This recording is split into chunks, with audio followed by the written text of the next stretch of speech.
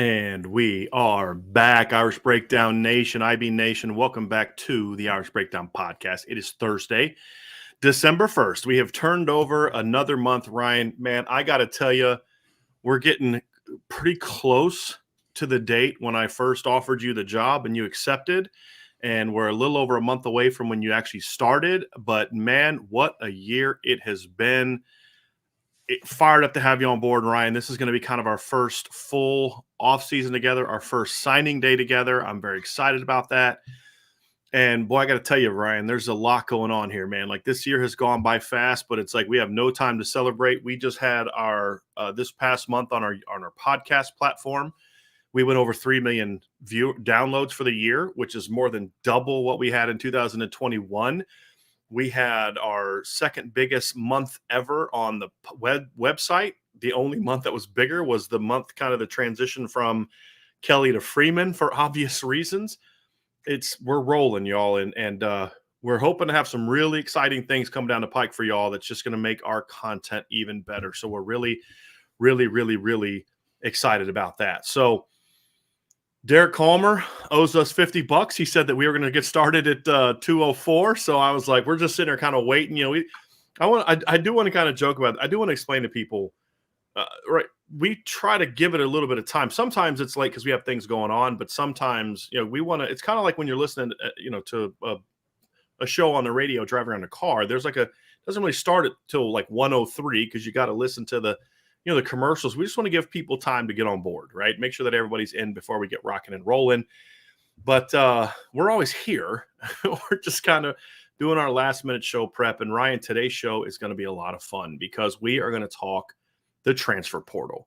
I don't even know if fun is the right word. It's going to be wild. So what we're going to do today is talk about the portal tonight, 6 o'clock. It's going to be me, 6 o'clock Eastern, me, Vince, and Sean Davis are going to be there to cover the pending decision by Caleb Smith, who is a 2023 receiver from Texas, who I like a lot. He's going to announce tonight between Texas Tech, the school he had been committed to for a long time, or if he's going to flip his commitment to Notre Dame. We'll discuss that. If I'm not sure if it's going to be a live announcement. If it is, we'll carry it. If not, we'll just kind of prep it and then discuss it once he makes his decision one way or the other. So we're looking forward to that tonight. That'll be at 6 o'clock tonight. Yeah. But today, Ryan, we're going to dive into the portal. And it's just getting wild. And we're going to discuss – I'm going to do something that I originally didn't plan on doing just because stuff is kind of already out there. Mm-hmm. And what I had said at the beginning was I wasn't going to really talk about players that aren't in the portal. But at quarterback, there's just so much out there that's just kind of known that it's like I'm not putting anybody on blast. I'm not ruining the kid's moment. It's already out there. So we're going to talk about all that. What we're going to do today is we're going to begin by looking at Notre Dame's transfer needs, the positions that we could see Notre Dame looking, the positions that we would look if we were in Notre Dame's shoes, and then we'll dive into the quarterback portal. We will talk about guys that are in the portal now that we like, some maybe we don't like a lot, some that we're kind of that we have difference of opinions on. And then we'll tell you kind of where we think, where our intel is telling us maybe Notre Dame is looking right now. And then we'll talk about some other kids that are going to be potentially jumping in the portal here soon. Because after championship week, it is going to get wild. There's going to be some names jumping in the portal. You're like, what? Why is that guy jumping in the portal? So it's going to be wild. And so that's what we're going to discuss today, Ryan. But I got to admit, it's fun and it's entertaining. But I absolutely hate that this is what college football's turned into. I hate it. It's free agency now, Brian. I mean, it's like we're covering NFL football. Like, this is literally what it is. No, because in NFL football, you have contracts you have to honor. Well, that's the difference. It's fair. You sign a 4-year contract. You actually have to honor that 4-year contract. You don't get to leave Sure. the first time your feelings get hurt or somebody else makes you a better offer. That's called tampering, and it gets significant punishment in the NFL. And college is just like whatever. It's so funny. I remember yesterday on the message board, you sign up at boards.irishbreakdown.com. I put just a portal name to know that I know that Notre Dame's going to have some interest in. And of course, Brian, the first thing someone asks is like, are they allowed to reach out to guys already? I'm just like, look. Well, technically that player's a graduate. Yes. Already graduated from college. Yeah. So his situation is a little bit different. But Sure. to your point, it doesn't matter anymore. It's been happening for weeks for most of these kids, and months for some, I'm sure. But it's a weird offseason, Brian, because especially quarterback, we know how important that position is, and I know we're going to get into that heavy in this show. But there's a lot of mixed emotions in this offseason right now because it's chaos, right? Like I would just call it chaos. It feels chaotic. It feels like it's moving fast because there's a lot of moving parts. I mean, it was like last week, maybe Monday or Tuesday, there was already 1,500 players that had entered the transfer portal. It's just wild to just try to keep track of everything, you know? And then you add into the fact of like, there's also some anxiousness because Notre Dame is going to be active at quarterback and a couple other spots. So of course we're maintaining our due diligence to try to figure out, you know, who's a potential target, who makes sense, who would fit, who's a graduate, all those type of things on the back end. So not only is there chaos, there's also anxiousness on our end. And then it's also like hysteria too, is another word that I would kind of throw out there. It's just like, because some of the names that we're already hearing that may enter the portal, it's just like, really? Why would that guy do that? Right. Why? And then you find out, oh, NIL. That's why. And it is it's gonna flip the landscape upside down on its head for a couple of days, man. Like folks out there, I know we have 413 people with us live right now, and I would say this: it is going to. Wow, we just jumped up a lot in like a second there. That was fantastic. But it's for people that are listening to us live right now. I'm telling you right now, in a couple weeks, there is a couple players that are going to be hitting the portal that are going to make your jaw drop instantly. Right. Like this is going to be. I said this the other day, Brian, and I fully believe it. This is going to be the wildest offseason that we have seen to date because now NIL is out there in the open, right? Like it's got out there last year, but like this year, people I think have a better understanding of how to take advantage of it, how to get around the rules, do all that type of stuff, right? So you have NIL tied in with the transfer portal. Ryan, some aren't trying to get around the rules. Some are just blatantly doing it because they know the NCAA will do nothing about it. Sure. Nothing. Sure. And other schools can't narc on them because they're doing it. Like, that's the thing. It's like, because now they're forced to do it. If we don't do it, then we're going to be left standing out in the cold with no, all by ourselves. I mean, it's disgusting. And but it's the reality of what football's turned into because the adults in the room refuse to do anything about it. And they're the ones that created this mess to begin with because they're cowards who never cared about kids, and their lack of caring about kids and their lack of respect for the game and their obsession with money only has put them in this corner. They did it to themselves.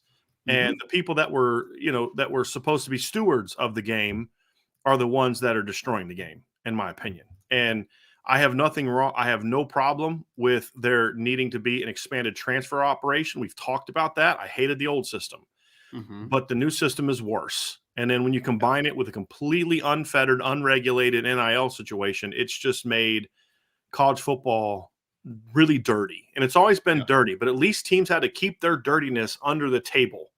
Now it's just out in the open and being flaunted. And I don't think that's good for kids. I don't think that's good for the game. I don't think that's good for anybody, but that's the reality we live in. And we're not going to spend the whole show talking about that. Right. If you have a last comment, you can make it, but it is what it is. I applaud the Notre Dame coaching staff for saying we can't avoid it. We can't ignore it. We have to embrace it in the way that best works for our institution. And so far, that's what Notre Dame is doing. Now, they are limited relative to what they can do with other schools.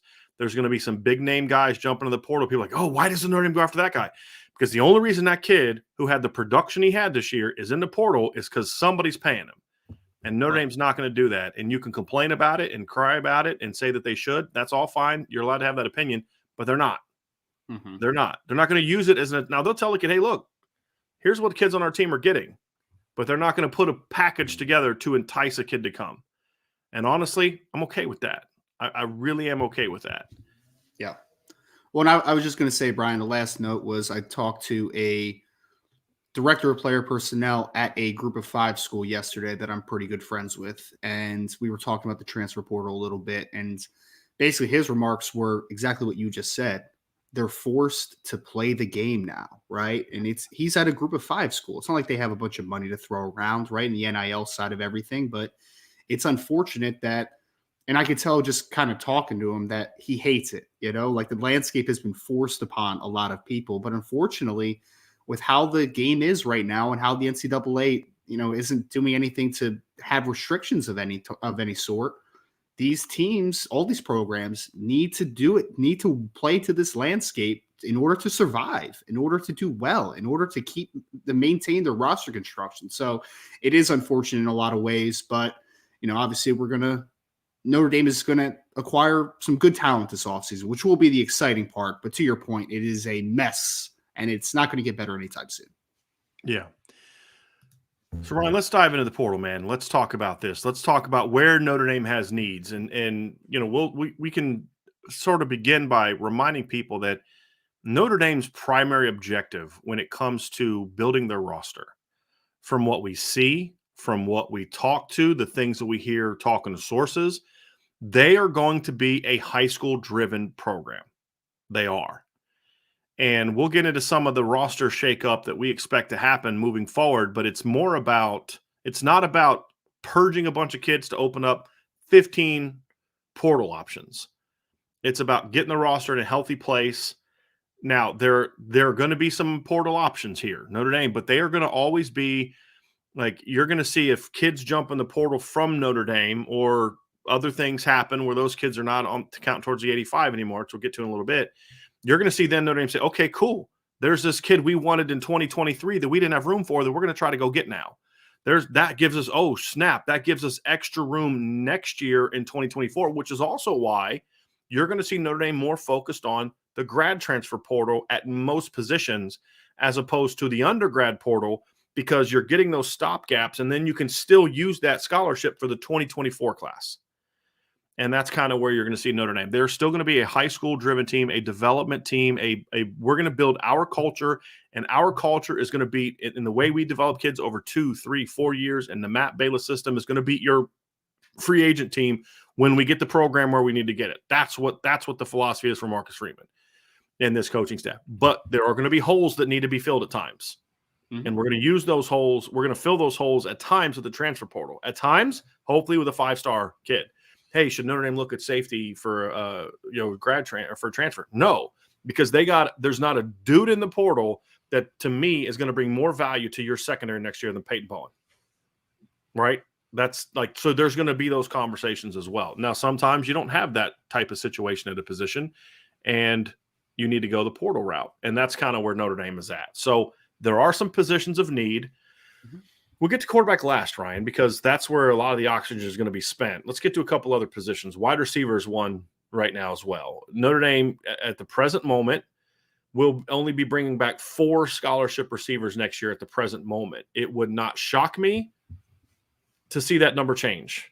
And just leave it at that. We'll have some updates on the message board over the next couple of weeks. It would not shock me. I'm not saying it's going to happen. It will not shock me if at some point in time over the next month, if that number doesn't change.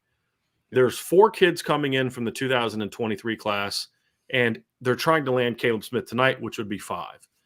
Notre Dame is flat out going to depend on the 2023 receiver class to help out as freshmen, but they're also not in a position where I think they're going to be comfortable saying the entire depth chart is going to be freshmen. Mm-hmm. They are going to be in the portal, Ryan, looking for receivers, and they're going to be looking for 2 types. 1 is a proven impact player, and 2 is a kid that can provide some depth. And the impact player is both, because then other guys turn into depth. But it could also be just a veteran kid who's going to be part of the rotation that's going to come in and help give you numbers and at least a little bit of okay, we know we can trust this kid to do this. And if somebody beats him out, great. But if not, we know this kid can do this. Right. So I think receiver is certainly a position that I fully expect.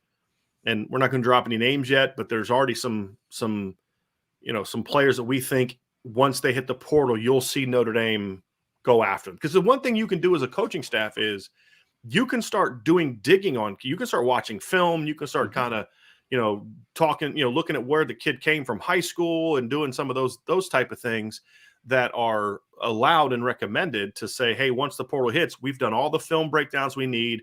We can immediately start diving into transcripts, academics, talking to the kids, all that kind of stuff. And so that when we say that there's interest, that's what we're referring to. It's a kid that has announced he's going to enter the portal that Notre Dame is doing their homework on once that becomes official, which I think is what, Sunday night, Monday, right? Is when it becomes official. Mm-hmm. So that way Notre Dame will kind of have, well, here's who we want. Now let's go. Right. And so receiver is certainly one where we believe Notre Dame is doing a lot of research to see if there's a kid that would fit into what they're looking for from an offensive standpoint. Well, Brian, let me open up the conversation to this and ask you kind of a follow-up question to that, because I know we've talked about it a little bit, but just for clarity for people, because I feel like we hyper-focus a lot about fit at wide receiver, and for good reason, right? Like, you need to make sure that the wide receiver group fits well together and they accentuate each other's strengths, all that good stuff, right? I guess the question that many people will ask is, what type of receiver are they going to be looking at? You said there might be a high impact, there might be more of a depth piece conversation, but are we looking for if you're Notre Dame, are you looking for more of a slot type that can kind of do some stuff after the catch, be a little more dynamic? Are you looking for an outside receiver to kind of help with depth there? I guess the starting point for me would be, just for people's clarity, where do you think that they were going to go as far as what type of wide receiver that Notre Dame should look at? I think that when you look at what they've got on the current roster and what they're going to bring in, I think you're going to see them focus more on speed and route running and a guy that can kind of work open. They're going to have Tobias Merriweather. They're going to have Deion Colzie. From what I've been able to gather, talking to various sources, the only concern they've ever had about Deion is he hasn't really been healthy for a lot of his Notre Dame career, and it's little nagging things. Right. Once he got healthy middle of the season, took him a while to get him into the rotation, but once they did, he looked good, and they loved what they saw from him. Some of the questions that maybe they had were answered, and he stepped up. And Deion was faced with basically an option middle of the year, an internal option. I'm sure he was not happy about he wasn't getting playing time. I'm sure he wasn't happy about the injuries. He could have done one of two things. I'm not playing, so I'm going to go pout, and I'm going to be mad, and I'm going to sulk, and I'm going to still not play, and at the end of the year, I'm going to leave. That was option number one. Option number two is, I want to play. I know I'm good enough to play. I'm going to go show you that I need to play. And he did. And he got his opportunity against Syracuse, and he stepped up and made plays. And every single time Deion Colzie was counted on to make a play, and it wasn't a lot. He only had 9 catches. He stepped up huge. And that answered a lot of questions that maybe some people might have had about, does he have what it takes to be great? Now, he's got the tools. Now it's about taking that next step, but there's a lot of people excited about that. And I know Tobias Merriweather only caught 1 pass. I get it. And we could spend an entire show or 2 talking about whether he should or should not have played more this year. But what I can say for certain is there's a lot of people at Notre Dame that think that kid has a chance to be a star, and not just me, right? Everybody knows I do. But there's a lot of excitement about that. You've got Braylon James, who the staff loves. You've got Jaden Greathouse, who the staff loves. They're big guys. I think what they're kind of looking for is number one. Now, if there's a big guy out there that's a dude, like if Dante Thornton was a name that people brought up, I'll use him as an example. I don't think Notre Dame's looking at him because I think he's looking for other things that Notre Dame's not going to offer, right? If Dante Thornton called up Notre Dame and said, hey, I'm interested, I think they would certainly look at him because he's talented and they want talent, and he would fit what they do with the X and the boundary. You could have a 3-man outside rotation of him, Tobias, and Deion that would be nasty, right? And so they would look at that, Ryan, but they would also look at a guy who's 6 foot, 6'1", 5'11", that's a great route runner, that's good after the catch, that can get open and do those type of things as well. Yeah. And I think, and I believe, and I'm still trying to learn this one, I believe that I believe this, and I'm still trying to learn if Notre Dame believes this. I'm not sure. I don't know if this is what Tommy Rees believes. This is what I believe. That the 2018 alignment is sort of the ideal for Notre Dame in this style of offense, which is big dudes outside that can run and take the top off the defense, win contested throws, and a really dynamic route runner in the slot, which is what Chris Fink was. And then, of course, you're going to have talented tight ends, which in 2018 you had, and you had Alize Mack, Cole Kmet, Brock Wright. You were loaded there in 2018. And that's where I think they'd like to be. Now, you can have a rotation where you can have a 6'1" route runner that rotates in outside as well, like a Rico Flores, that kind of guy. But I think that's kind of the ideal type of situation. And if you're going to be an outside guy, you got to be a really sharp route runner and have good ball skills. So I think those are the different types, but they've got the size. I think it's the other type that there's just not. I mean, it's Lorenzo Styles is really it on the current roster. Mm-hmm. And I don't think Rico Flores could do some of that early on, but he's now got a foot injury he's got to deal with, right? So that raised some question. If they get Caleb Smith, he can do a lot of that. And then you've got Dylan Edwards, who would be learning the receiver position, right? So I think that would be an area where there'd be a lot of interest, is more of that type of player, right? And it makes total sense because, like you said, Brian, there's going to be a lot of size at wide receiver next season, like a tremendous. Because I mean, I think people don't really grasp, I think, enough the fact that next year, if Deion Colzie and Tobias Merriweather do take that step forward, you have 2 6'4+ guys outside who can all stretch the field. I mean, Tobias's lone catch of the season was a 40+ yard touchdown, right? Deion Colzie has shown that he can be that 50-50 ball guy down the field and just extend and be a springy athlete. And then but even your slot options right now are a little bit of bigger guys, right? I mean, you're talking about Jaden Thomas, who's 6'1.5", 215 pounds. Like, he's a big kid. You have guys like Jaden Greathouse coming in that's 6'2", 210. You have Braylon James, who is going to be 6'3", probably 190 plus as a freshman. Then you have your smallest guys at wide receiver, not counting Dylan Edwards, who's a little bit of a different breed, right? As of now, is you're going to have a 6'1", 195 pound Lorenzo Styles, and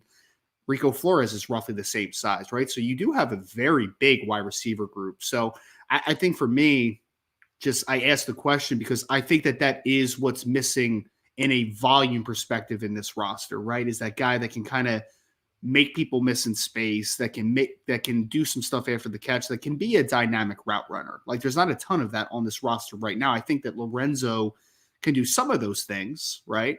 I think that coming in, Dylan Edwards, when he figures out the position, can do a lot of those things. I think Rico can do some of those things. But to your point, getting a player that kind of fits that mold, because people have always asked, like, why doesn't Notre Dame run more screens? Why don't they run more RPOs? And the answer might be, and I don't fully accept it because I think there are players on Notre Dame's roster that can do it, but the conversation might be, well, maybe we don't have the ideal player for that role. So as you look at wide receiver, there's a lot of things to be really excited about because you have 4 talented players that are set to come back in 2023 on the roster, plus an additional 4, maybe 5 if Caleb Smith declares if he commits to Notre Dame tonight. So there's a lot to be hopeful for. But to your point, Brian, I think that this is an opportunity to not only get a little more experience, not only get a little more past production, but to also get a kid that can fit maybe a mold that you don't have right now. So it's going to be interesting to see how Notre Dame really targets wide receiver. And maybe provide some leadership, right? That's the other part of it too. So I think those are the kind of kids that you're going to see them look for at wide receiver. Before we move on to the next position, I do want to just address that. First of all, there's a lot of people saying they're listening to the live show today because they're not feeling well. And it is that time of the year where the bugs are going around. So all of you that are not feeling good, pray that you all feel better, and we'll do our best to entertain you while you're kind of hanging out at home. The other thing I want to address is I addressed it yesterday, but there's people asking about it again from Jen Halloran. Well played, Brian, on the start time. I have to ask, why no hat this week? I explained a little bit yesterday, and for those who didn't hear it yesterday, I completely understand because our shows are pretty long. I have been dealing with a really just bad migraines all week, and so my head is kind of throbbing, and when I put hats on, it really hurts, and it's just very uncomfortable, and so that's why. Now I'm powering through the show because I love doing the show, and I didn't want to miss shows this week because it's going to be a big week, but that's why I have not been wearing a hat this week. I will get back to wearing hats. I promise. I love wearing hats. Ryan knows this. But at least this week, Ryan, I can put to bed the rumors that some people said that I wore a hat because I was bald or balding. I'm not. I have a nice head of hair, getting a little bit gray here, but no, I have plenty of hair. I love wearing hats. I was a baseball player growing up, and I've always been like I've told you this, Ryan, if I was a perfect world, I could live somewhere where I could wear jeans, hoodie, and a hat 75% of the year. be a happy guy. So I just wanted to make sure that's clear again so we can kind of all move on from And if anybody's wondering about me, I got a haircut last week, so I'd like to show it off a little bit. As much as you pay for that haircut, you better show it off a little bit, man. Jeez Louise. This is a $21 haircut, my friends. Yeah, this was a 5-minute haircut. It didn't cost me anything except 5 minutes of my own time. So I guess I need to move to South Bend and then get my personal barber, Brian Driscoll. Then you don't want to do that. You want to do that. You can save money on that, buddy. You can move to South Bend if you want. It's definitely cheaper to live here, but I don't think your parents and family would like that too much. Right, I think another because I want to kind of dive back into the football part of that, if you don't mind. Yep. The other position I think that I personally think Notre Dame will and should look at is defensive line. Now, we had a bit of an interesting conversation yesterday. I do know that Notre Dame is going to have their eye out for an edge player, but I really believe that Notre Dame needs an interior player that can come in and play now. Mm-hmm. I think there's good talent coming back, but I don't know if there's a true difference maker. I don't know if the depth is where you want to be to where if you lose a guy, you're okay.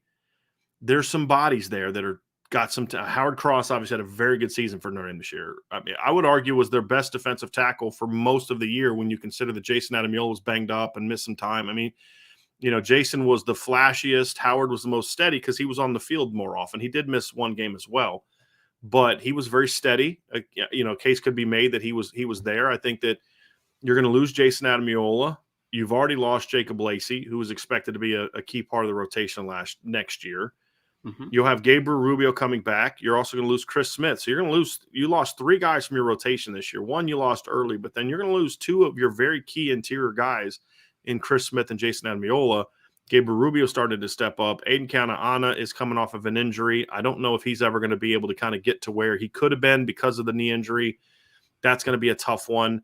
And then you've got Jason Onye, who's still developing as a player, has some ability. And then after that, it's kind of the freshmen. I mean, maybe you could move Riley Mills inside. Maybe you could move, Alexander Ahrensberger inside. But, Ryan, unless I'm forgetting somebody, and I don't think that I am, I mean, the rest of your depth chart is going to be the freshmen. And I don't know if that's necessarily where you want to do it. And the other thing, too, is I don't know if a lot of the guys that we just mentioned are necessarily in position where they're going to be playmakers. And now there's a name out there that we won't mention on the show, but it's on the message board just because we've been asked to they don't really want it discussed a whole lot right now. The people involved don't want it discussed a lot right now. But I believe that is a legitimate option. Mm-hmm. And it's an interior guy. So I thought it was very important. I was very happy to hear that because there was a lot of discuss that edge would be the position that's focused on. Oh, Donovan Heinisch is another guy that I thought. Now, that's someone who I've heard some really good things about from sources close to the program. Like, this kid is way better than Kurt was as a freshman. The only reason he didn't play as a freshman and Kurt did is because there was no depth when Kurt was a freshman. Him and Myron had to play as freshmen because there was nobody else. But he's another guy. But just the numbers overall are a little thin. And then, of course, you're going to lose Howard Cross after next year. So I think inside to me is the more important. I'd rather go with a proven veteran interior guy that can be a playmaker and then trust that the young edge players kind of develop as opposed to only an edge player and no one inside. If those are now ideally you'd kind of like to do both.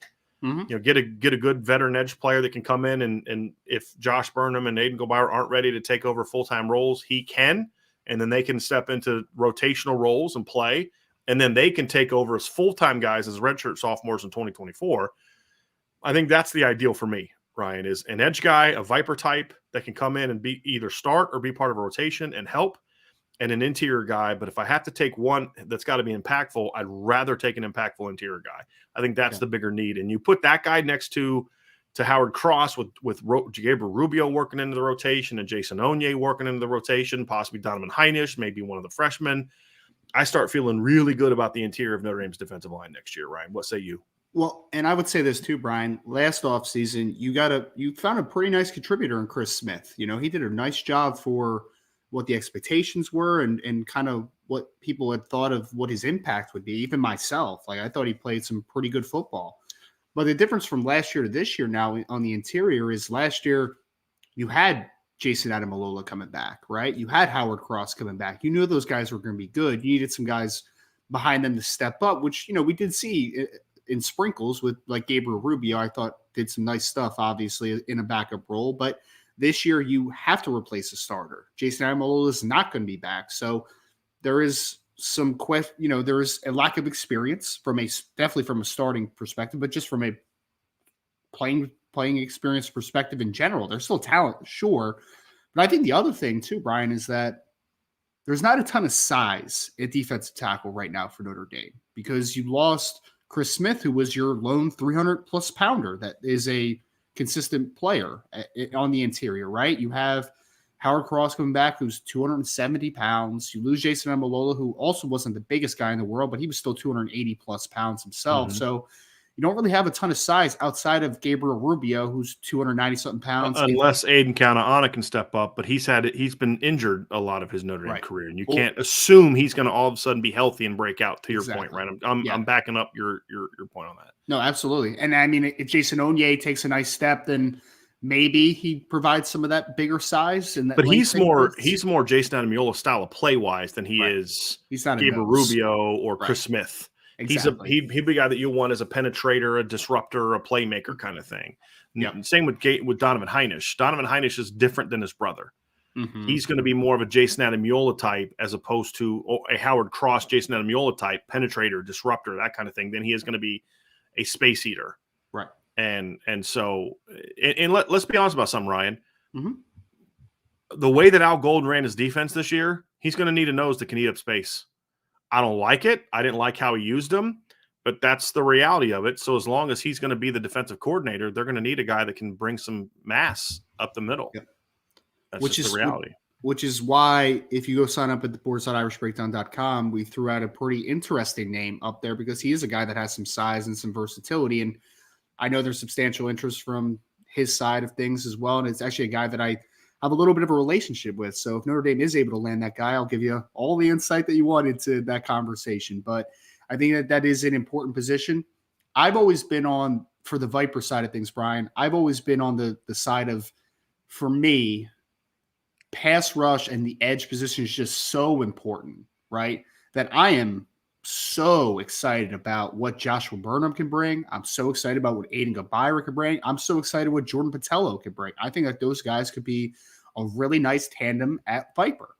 But what I also think that they need to do, you can never have enough good pass rushers. You can never have enough good edge players. So I do think that it's a important thing for them to bring a kid in. It doesn't have to be a kid that's this, glorified starter stud. If you can find that guy, there's not an Ndamukong Suh out there. Yeah. If that guy was that good, he's going pro. Exactly.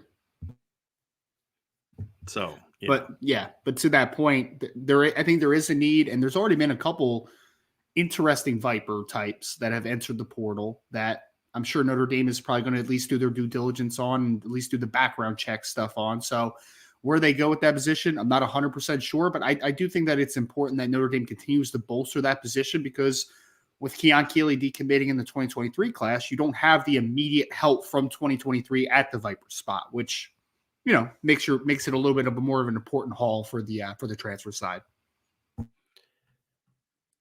So I think, Ryan, defensive line we looked at, I think there could be a secondary player, especially a slot corner or a safety that they may listen to if it comes along, but I have not heard a lot about Notre Dame necessarily focusing on that. I think there's a lot of excitement about what the cornerback depth chart's going to look like. You've obviously got Cam Hart announcing he's coming back. You're going to have Benjamin Morrison and Jaden Mickey back.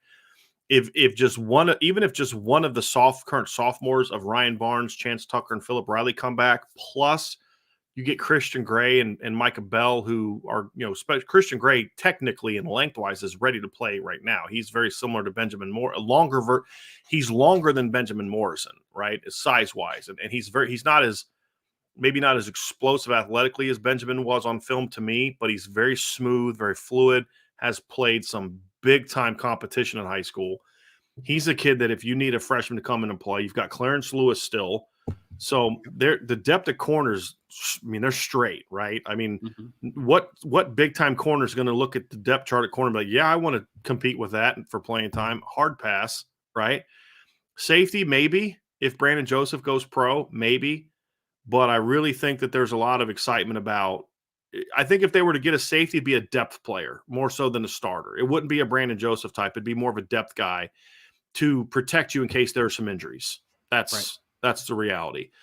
There's a lot of excitement about what Xavier Watson and Ramon Henderson can bring, and there's a lot of people around the Notre Dame program that are fully expecting this freshman class to come in and compete, for playing time / starting jobs right now. And Peyton Bowen's one of those, but he's not the only one. No. So, and then of course with the depth of corner, if you have a need, then the Clarence Thomas or somebody like that could, or not Clarence Thomas. I'm doing it again. Clarence Lewis could then move to the back end and be a player there as well. That's personally what I would rather see than necessarily getting a depth player at safety. Right. Bring in Peyton Bowen, bring in Don Schuler, bring in Ben Minich. You've got Justin Walter still on the team. As far as I know, he's still on the team. And I only say that because we just haven't heard from him. That there was no hidden meaning there to that. You're going to be bringing back Ramon Henderson and Xavier Watts, who both still have 2 years of eligibility left. Yep. So, and then of course you've got the freshmen. If they need another player to be a impactful member of that group, because maybe some of the freshmen aren't ready to play, I think you can find that at corner, in my opinion. And a good and I didn't even mention Jaden Bellamy, who could be a corner or a safety in this defense. And I always forget about him, and it's not on purpose. It's just there's just so many numbers. He's another kid that could be a safety, a cover safety, in my opinion. So and Ryan Barnes did some cross training stuff as well. Yeah, right. So as long as they don't lose too much from the current roster, I don't think there's a need there, Ryan. It would have to be a really special player. And if I'm going to we had that answer yesterday. Who would you rather have, Xavier Watson, Peyton Bowen, or Xavier Watson, Brandon Joseph? If I'm going to say Xavier Watson, Brandon and Peyton Bowen, which was my answer, there's not going to be a safety in the portal that's going to be better than Brandon Joseph. So, I'm just kind of saying, look, let the young kid come in and compete. And if he wins the job, and it's not a given, right? The premise of the question was him and Watts. He may not beat out Watts or Ramon Henderson. He may be the number 3 guy. He's still going to play a ton. But the point is, he's going to come in and play day one. Don Schuler and Ben Minich are going to be hard to keep off the field in some way, somehow, year one. And I think all 3 of them are early enrollees, Ryan. At least Schuler and Peyton Bowen are. I'm not sure about Minich. Is Minich an early enrollee as well? Okay, because I know you interviewed him. We'll have a story about him coming up here soon. So you're going to have all 3 of those kids on campus early. Isn't Christian Gray also an early enrollee? Yes. So 4 of your 5 DBs, and I don't know. I don't think Micah Bell is, right? Not sure about that. I think he's going to be doing track stuff. I think, but I'm not sure about that one. I'll have to reach out and see if I can get an answer on that one. But at least 4 of those guys are going to be on campus this spring. Brian, isn't it absurd? I don't know if I don't know the answer to this, but this has to be the most kids that are planning to enroll early in a freshman class ever at Notre Dame, right? Like, it is a crazy number when you think about it. I mean, just thinking through my head, man, there's only 4-ish players in the 2023 class of the 25 commits that I know aren't early enrollees, right? Everyone else is kind of set for it. It's going to be it's going to be crazy this spring, man. There's going to be a lot of competition out there. It's going to be awesome. It's going to be fantastic. I can't wait. Yeah, it's going to be very, very interesting to see how this all kind of transpires there. But that's a position that a year ago I would have probably looked at and said, hey, they're going to probably need to go to the portal over the next couple of years. But man, some of these kids have really emerged quicker than possible. So I think and I wasn't expecting Cam Hart to come back. That's the other thing too. Well, with the depth that you have at cornerback now, plus Notre Dame signing a 5-man class in 2023 in the secondary, I mean, I think Notre Dame did plan ahead pretty well at safety, right? Like, you got 3 really good safeties in the 2023 class. So although you're losing some depth, I don't think anybody's going to be upset with Peyton Bowen playing or maybe a Don Schuler getting a role in the defense next year. You know what I mean? Like, got some guys that are going to be ready to play, I think, which is going to be fun, exciting. And I mean, we talked about it the other day with how just talented the secondary is going to be next year, man. Like, everyone is going to look the part, which is it's exciting. Yeah. I got to interject here again. Look, we love the fact that fans from other fan bases come here, but this is a Notre Dame channel, and we want you to come here and talk with us, but we want the conversation to be about Notre Dame or the topic at hand. I say this a lot. I'm kind of tired of saying it. So it's a Notre Dame channel. Just want to remind people of that real quick. So anyway, Ryan, let's go to the other side of the ball. Yep. Right now, linebacker to me is not a position you look at as long as you keep everybody on the roster. Mm-hmm. I'm good there. Yeah. Offensively, offensive line, I'm good. I don't think there's any need there. Tight end would be one I would want to assess the health of the current roster. Yeah. What's Eli Raridan's ETA? What's Kane Barong's situation? Does he stay? What's Kevin Bauman's injury situation? Mm-hmm. Right. I think if depending on how those questions get answered would depend on whether or not I think they need to go the portal route. Even then, if they get a portal receiver and if they're able to land Caleb Smith tonight, honestly, I wouldn't use you're still going to have Mitchell Evans. You're still going to have Holden Stace. You're still going to have Cooper Flanagan, who's far more ready to play as a freshman than Mitchell Evans was physically as a blocker. Yes. He can come in and help you out as a freshman. And you're going to have Eli Raridan back at some point, whether it's in August for fall camp or in September or October. You're going to get him back at some point. Mm-hmm. You're going to be fine at tight end, even without Michael Mayer. I don't think you need a 6th tight end when you're going to be that loaded at receiver. I think you just look. I know Tom Reese loves 12 personnel. A Holden Stace, Mitchell Evans, Cooper Flanagan, and once Eli Raridan comes back, and if you have Kane Barong, Kevin Bauman, there's plenty of options for you to still do tons of 12 personnel and some 13 personnel. But you're going to have a better roster to do more 11 personnel next year, too. You're going to have more personnel to be more 20. I would love to see an emphasis for Tom Reese this offseason to be mix up your personnel even more than we saw this year.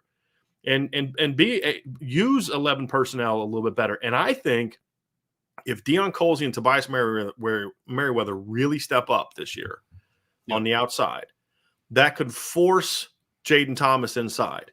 Now, the stuff about him being a tight end's nonsense. However, he is a big, good blocking wide receiver that you can use in some different ways to get teams personnel-wise into their nickel package, but then still using him to do some things in the run game that he's not Tommy Tremble or anything like that, but a typical receiver can't do. Get creative with that kind of stuff. Yep. So that's why I would say use your resources elsewhere, especially if you're looking to add 2 tight ends in the 2020-24 class, which they are at this point in time, because they've already got Jack Larson. They're trying to add Carter Nelson. I would not go the portal route at tight end, me personally. I've not heard that Notre Dame is looking at the tight end. We're just kind of going position by position, giving our opinions on whether Notre Dame should or shouldn't go there. Yeah, I think that they could supplement snaps to your point, right? Like you mentioned, Jaden Thomas is like a wing. He can kind of do some stuff. Jaden Greathouse can do some of those same things, Brian. Like he's another kid that's 6'2", 210 pounds, and he's a dominant blocker on the high school level. So you can get those guys involved in the run game to, again, it's not exactly the 12 personnel you're used to, but it still works just as much. And I would argue that it gives you more versatility as far as the variety, I should say, as far as what you can do in the passing game with guys like Jaden Thomas and maybe a Jaden Greathouse early on. So it's going to be interesting. I agree, but I do think that I'm going to be intrigued to see how Tommy Rees foundationally kind of attacks the tight end position next year. Because I feel like if this offseason, if Eli Raridan was fully healthy, there was a guarantee that he was ready for game 1, all that good stuff. And maybe he will be, who knows? I don't know what the timetable is, but if he was, fully healthy and Kane Barong was good to go, which, I know he's back healthy now. And you had a little more, Kevin Bauman wasn't banged up. And maybe if the health was in a better spot, that you might look at it and say, hey, we'll figure it out. We'll be fine at tight end. But now that the health is a question mark, seeing guys like Jaden Thomas and Jaden Greathouse, I think that those guys present matchup problems, and you can still do your stuff, your slide routes out of that, and different things in the run game, and spread, and kind of shift out to a different spread looks. There's a lot that you can do with those types of receivers. So I agree. I don't think it's a massive need. You just really need this offseason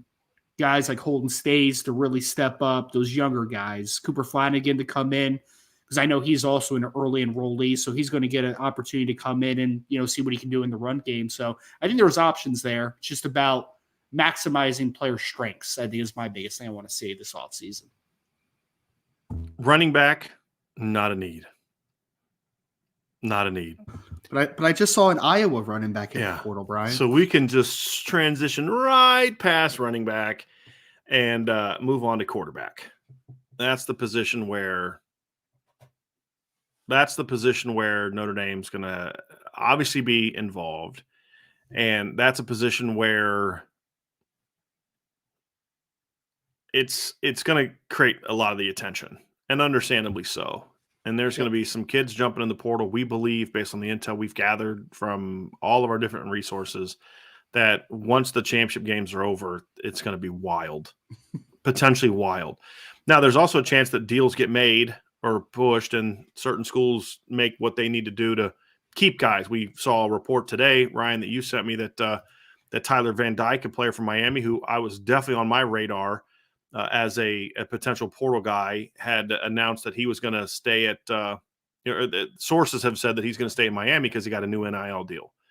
So that jockeying is already kind of going on, which is, to me, just freaking ridiculous. But so that's a guy that, would have been on my radar. There's going to be some other guys that happens with, Ryan, that we're hearing right now are guys that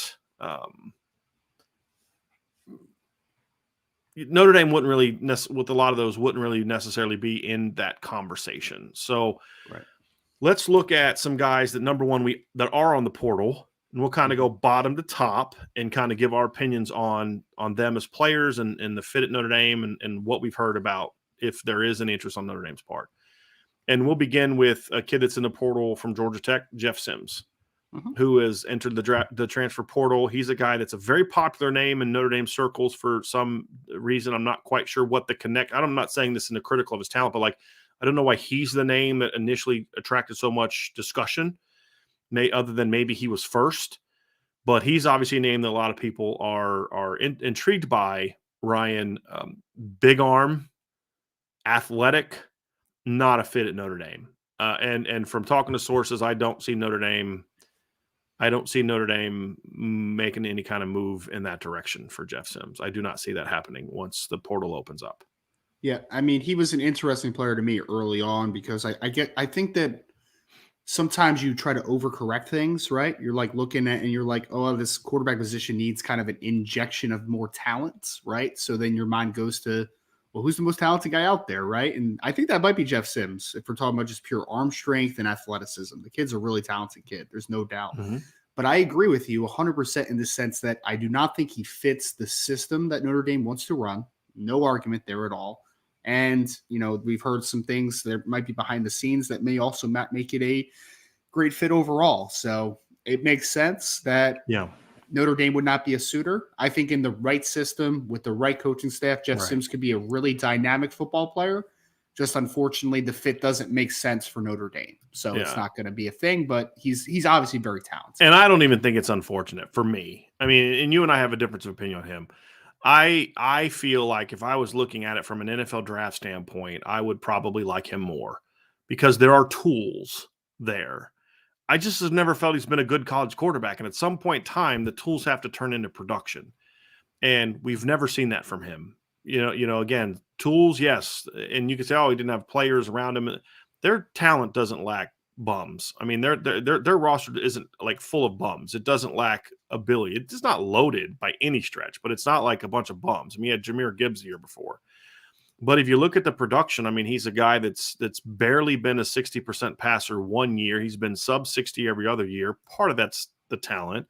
But he's also a kid that's thrown 23, see, it's at 17, 20, 23 interceptions in 25 games. Right. And so to me, the tools would not be worth it to Notre Dame. In Notre Dame's instance, even if the system fit, Ryan, for me, and I'm throwing this out there for you to respond to, even if the system fit for me, I still would not go that direction because you're still projecting too much. We haven't seen the production. Now, there's another kid that we're going to project a little bit too, right? So, but just to me, the difference is one kid's projection is because just of a lack of opportunity. With Jeff Sims, it's been a lot of opportunity, just not a lot of good play. And I don't think Notre Dame could take a chance on a high upside kid like that because if you are, you've got a kid on your roster that already fits that mold. and it's number Mhm. 12, right? And so that's my thing is and he's been a guy that's had a hard time staying healthy because of his style of play. Mhm. So that would be a lot of the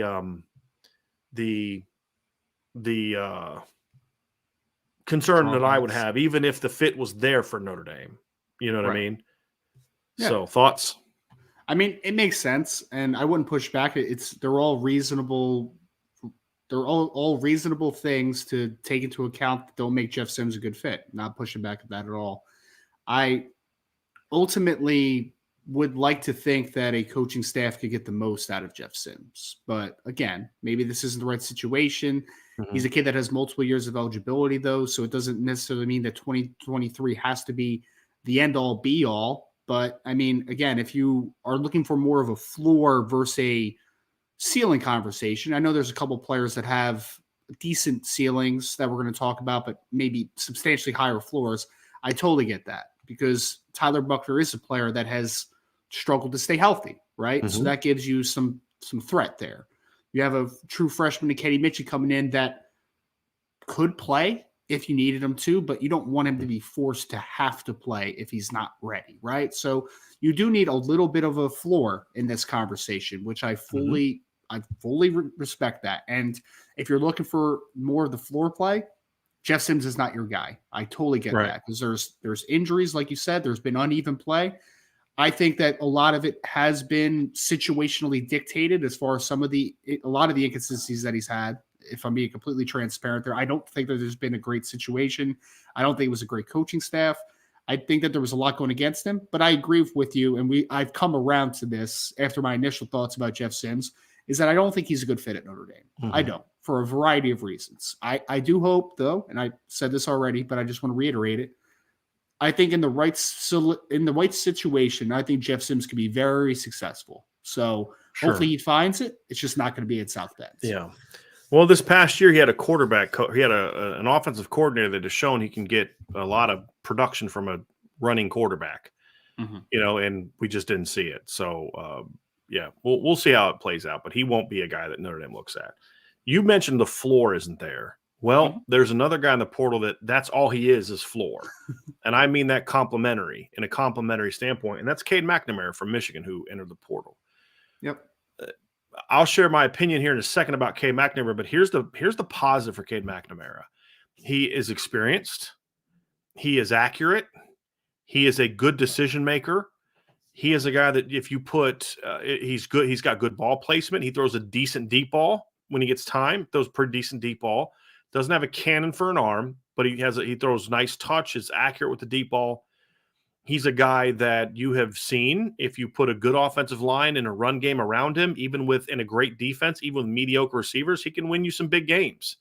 And I thought Cade McNamara's numbers last year against Ohio State were not sexy, but I thought he made some really money throws in that game, including some bombs where, he beat Michigan early with some deep throws, but then there's a couple really well-thrown deep balls that he had last year, Ryan. This is in 2021 where, they weren't complete, but they drew pass interferences that kind of masked just how effective he was throwing the ball. He ended up going 13 of 19 for 159 yards, but they were money throws. And some others, like he had 2 deep ball pass interferences that he drew from Denzel Burke on top of the bomb he hit Denzel Burke for early in the game that set up an early touchdown for them. So he is when you define game manager in a dictionary, and you mean it in a somewhat complimentary standpoint, Cade McNamara is your guy, Ryan. Now, if that's where Notre Dame went because that was the best option they had, that's a solid pickup. That's an upgrade over what you had last year for most of the season. It also provides you a lot of protection in case Tyler Buckner doesn't take that next step as a player. You could win a lot of games with Cade McNamara. They would have been at least 10-2 this year if Cade McNamara was their quarterback all year. You say, well, who would they lost to? Ohio State? Well, I mean, I still think Ohio State. And they said, well, he beat Ohio State. Yeah, but his offensive line played great against Ohio State last year, and the offensive line this year didn't. Yeah. Right? So that's the reality of it. But they still are at least 10-2 this year with Cade McNamara. That's the positive. And I do believe that Notre Dame is doing some digging because he's a kid that Tommy Rees is very familiar with. Tommy Rees recruited him and was part of getting him to commit early in the process. That was very early on in Tom Rees's tenure. He eventually decommitted, and Notre Dame went a different direction. But he was a guy that knows Notre Dame. He's been here. They know him. They know his background. They know his family. So I think he's a guy that'd be on the radar. I don't believe he is at the top of the board right now. I don't believe that. And he definitely wouldn't for me. So my opinion, Ryan, if that's the best they could do, I'd be okay with that. Right. But I hope that they can do a little better, because the problem is Cade McNamara is not a guy that's going to put a team on his shoulders and make plays. Right. And I'm not talking about putting a team on his shoulders like a Trevor Lawrence. I just mean like a John Wolford from Wake Forest a few years ago, a guy that can run around and make some plays when things are breaking down, and that's just not Cade's game. I do think in the right offense he could be better than he was in Michigan, because he's got a little bit of a gunslinger to him. So I do like that. I do see that. I do see value in that. So that's my thoughts on Cade McNamara. I think he'd be a good option, a solid option, but not the big needle mover. He would guarantee you a minimum 10-2 record next year. But I think it'd be hard to go 12-0 with him as your quarterback as well.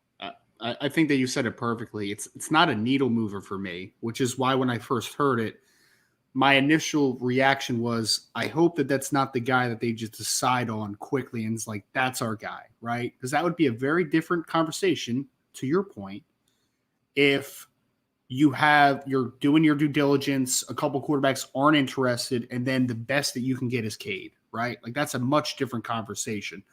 Because the positives to Cade, and this is the reason that I'm sure that Tommy liked Cade coming out of high school, right? Is that Tommy has shown that he can win with that type of guy, right? Yes. That he can work with that type of player. Cade McNamara is a similar but better version of Drew Pine, in my opinion, right? They are stylistically pretty similar players. Just Cade is a better player at this time, right? He's shown that he can do the things on a more consistent basis, working off a play action, doing stuff checking at the line of scrimmage, throwing accurately.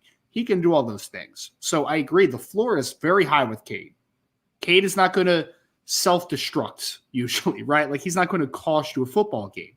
He's also not really going to win you a football game, though, right? He's going to keep you on schedule. He's not going to be the dynamic reason why you win a football game. So I think that he's a good baseline. It's a good, I'll call it that. It's a good backup option to have in case you can't land a couple other guys, right? So there could be worse things. I don't dislike Cade as a player. I think that he has a low ceiling, which doesn't get me incredibly excited. But to your point, Brian, you can win with Cade McNamara. There's no doubt about that. He's not a bad football player. He's a good football player. It's just, I do think there's a little bit of a limiting ceiling on how good he can be, obviously. How good an offense can be with him. Agree. There's another play in the portal, and that's Hudson Card from Texas. This is a very intriguing situation, Ryan, because he is a backup quarterback. He is not a starting quarterback right now. He is the backup quarterback to Quinn Ewers. I always want to say Brock Ewers for some reason. I don't understand why. He looks like a Brock. Right. I know, right? But he looks like he is the backup to Quinn Ewers. He stepped in this year at times and started 2 games, I believe, 3 games. Led Texas to a win over UTSA when they were ranked. Also led them to a win at West Virginia. They lost, or a home against West Virginia. They lost at Texas Tech in a game where I actually, breaking down the film, thought he played pretty well. Went 20 of 30 for 66.7 completion, 277 yards, 2 touchdowns, and a pick. And then the next week led them to a win over West Virginia, 38-0 or 38-20. Went 21 of 27 for 303 yards and 3 touchdowns. He's also a kid that's got some athleticism to him, Ryan. He ran for 35 yards in the win over UTSA. He ran for 24 yards in the loss to Texas Tech. He's a kid that can move around, and he's a kid that is not a proven commodity. He has started games before. He started a couple games last year. He started obviously games this year, but he's a kid, Ryan, that I think brings a lot of tools to the table. He's a kid also that I think got caught in a bad situation. You and I have both talked. I remember you texting me during spring ball, and you're saying, dude, I know people down in Texas, and I'm being told constantly that Hudson Card is flat out outplaying Brock Ewers or Quinn Ewers. I don't know. I keep saying Brock Ewers, completely outplaying Quinn Ewers. Mm-hmm. And we heard it again in fall camp. I started reading report after report, like, dude, every time we're there, like, this kid outplays Ewers, but they were never going to not start Ewers. Couldn't. It was just not going to happen. And that's the world we live in now. Right. Mm-hmm. And I also somewhat understand it because you're playing for the future. Texas was not a title contender this year. They're making a call that the kid with way better physical tools, and Ewers definitely has better physical tools. No doubt. I've never doubted his physical tools. My questions have always been kind of up here and here a little bit. Does he really understand and process the game? Like, yeah, he's got a big arm, but can he read defenses? Can he throw the ball on time? Can he, do? And I haven't seen that from him yet. He's basically a true freshman. I mean, age-wise, he should have been. He went to Ohio State early. He was at Ohio State as what should have been his senior year of high school. Yep. So he's still a young kid, and they're taking a gamble that the sort of the punches in the gut they had to take this year with him are going to be better off next year because he'll now have that experience under his belt. And I get that. And that's not me criticizing Sark at all. I understand it. Mm-hmm. But if you're just going to say who should have started based on how they performed, I know a lot of people that say Hudson Card should have been a starting quarterback if that's what the evaluation was based off of. Right. So there's some ability there, Ryan. And in the little bits of opportunity we've seen from him, he's shown some tools. He's shown some things to work with. So he's an interesting player. We have been told by multiple. He was a top 100 recruit coming out of high school. He was number 40 overall by ESPN, number 70 overall by 247 Sports. He was a top recruit coming out of, say, Texas. We have some sources that have expressed to us that he has legitimate interest in Notre Dame. He knows some people connected with Notre Dame. And I believe that once the portal opens up, that you will see Notre Dame. He will be one of the players that you see Notre Dame tied in the most. Now, he's not the only player. There's people saying, well, it's only Card. No, it's not. There's other guys they're looking at. I guarantee it. Mm-hmm. But he will. That's a kid that that the people I've talked to, that as they learn more about him and study him, there's people like, boy, this kid's got some ability. Mm-hmm. And I was asked to give a comp today. And my comp is this, Ryan. Mm-hmm. Because they said, well, is there a Notre Dame quarterback he reminds me of? And I was like, not one. He is part Ian Book and part Jack Cohn. He has he has some athleticism and some move around and some escapability in a body that looks a lot like Ian's. It's a little taller than Ian Book was. Mm-hmm. But when he's in the pocket, he's got a release, quickness, accuracy, ball placement, and anticipation that reminds me a lot of what Jack Cohn was. Yeah. So, he brings a lot to the table, Ryan. I mean, there's a lot of tools there to work with. I've spent the last 2 days, you and I have both been diving into a bunch of film on Hudson Card and a lot of these other quarterbacks we're going to talk about, Cade McNamara, Jeff Sims. I know he's grown on you. And he's grown on me too, because when I first heard Hudson Card, I was like, dude, he's not even starting quarterback. Like, they need a guy that's more proven. Like, that's where I was. I was like, why would you push for that kid? You and I both had that initial reaction. But as we always do, we're going to dive into the film. And the film told me last year and this year, the film told me this is a kid that's got some tools. He does. And I think he also has a relatively high floor, Brian, even though he hasn't started a ton. Like you said, he's a accurate kid, right? And he has talent. So I think that there's a decent floor there too. But I get excited about Hudson Card because I was really impressed in the couple games he played. I really was, because I think that he's right around 6'2", 200 plus pounds, former high recruit, like Brian said. I mean, if you go back to his junior year of high school, Brian, and I know he had Garrett Wilson that year, right? But he threw he had 59 touchdowns that year, some crazy number, right? So. Yeah. He's an accomplished kid, but the tools is what gets you excited. Because the kid, I mean, me and Brian were talking about it yesterday on the phone. The ball comes off his hand easy, man. He's got a live arm. His arm is live. He is an NFL caliber arm. There is no doubt about it. And he's a good athlete, man. I was looking up some past testing numbers on him, Brian, and he had he was running the 4.7s consistently in high school as a tester and had a 36-inch vert. And I think that pops on film. You see some explosiveness. And I think he gets to his top speed very quickly as a runner, which is big, being able to get out of chaos and be able to transition into a runner. But he's got some nice accuracy. He's got a pretty live arm. just hasn't played a ton, right? But Mhm. again, I don't think that the playing time has been all his faults. We'll just leave it Right. at that, right? So Right. I've already seen a couple people. Seems like most Notre Dame fans hearing about the Hudson Card thing, a lot of them are excited, I think. And there's been a Mhm. couple that are like the same thing, right? Like, oh, he's a backup and blah blah blah, like all that type of Sure. stuff. I will ask you if you have some hesitation with him. This is all I'll ask you: is to just go watch a couple of his games. Okay, Right. go watch the West Virginia game. Have an open Watch the mind. Texas Tech game that he lost. Watch that one Yeah. too, right? And see it. Yep. See what we're talking Yep. about.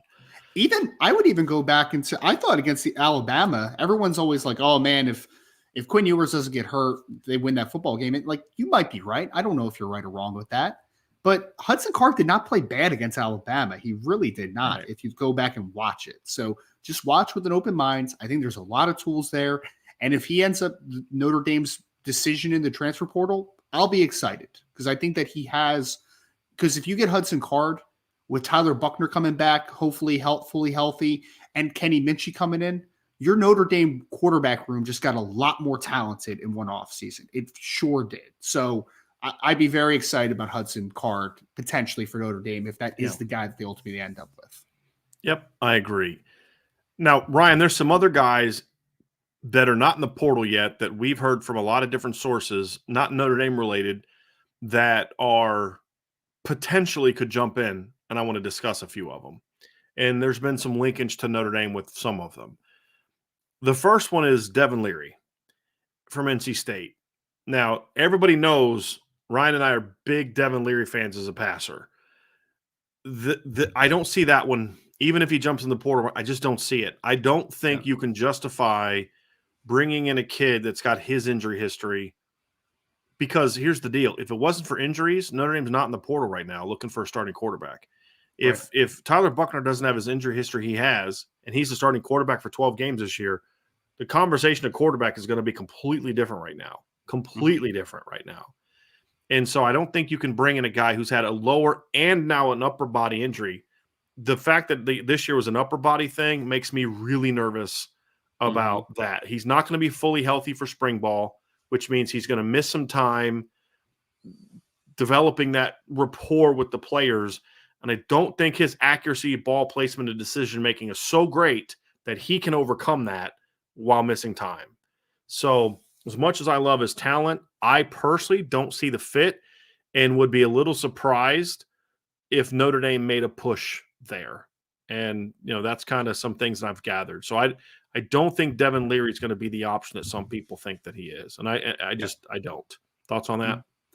Yeah, I mean, it's a shame really with Devin Leary because he is a kid who, when the injury bug starts hitting, and it's hit a couple of parts of his body now. I mean, he's not the biggest guy in the world to begin with, right, Brian? Like he's like 6'1.5", 6'1", and not the biggest guy just in general. So you always worry with those types of kids about recurring issues with injuries. And when you've had sustained a couple, because he just doesn't have the biggest frame in the world to begin with. And I mean, he's a New Jersey guy, so ultimate love to Devin Leary in that regard. One of the best high school players ever from the state of New Jersey, and he's been a really good player at NC State when healthy.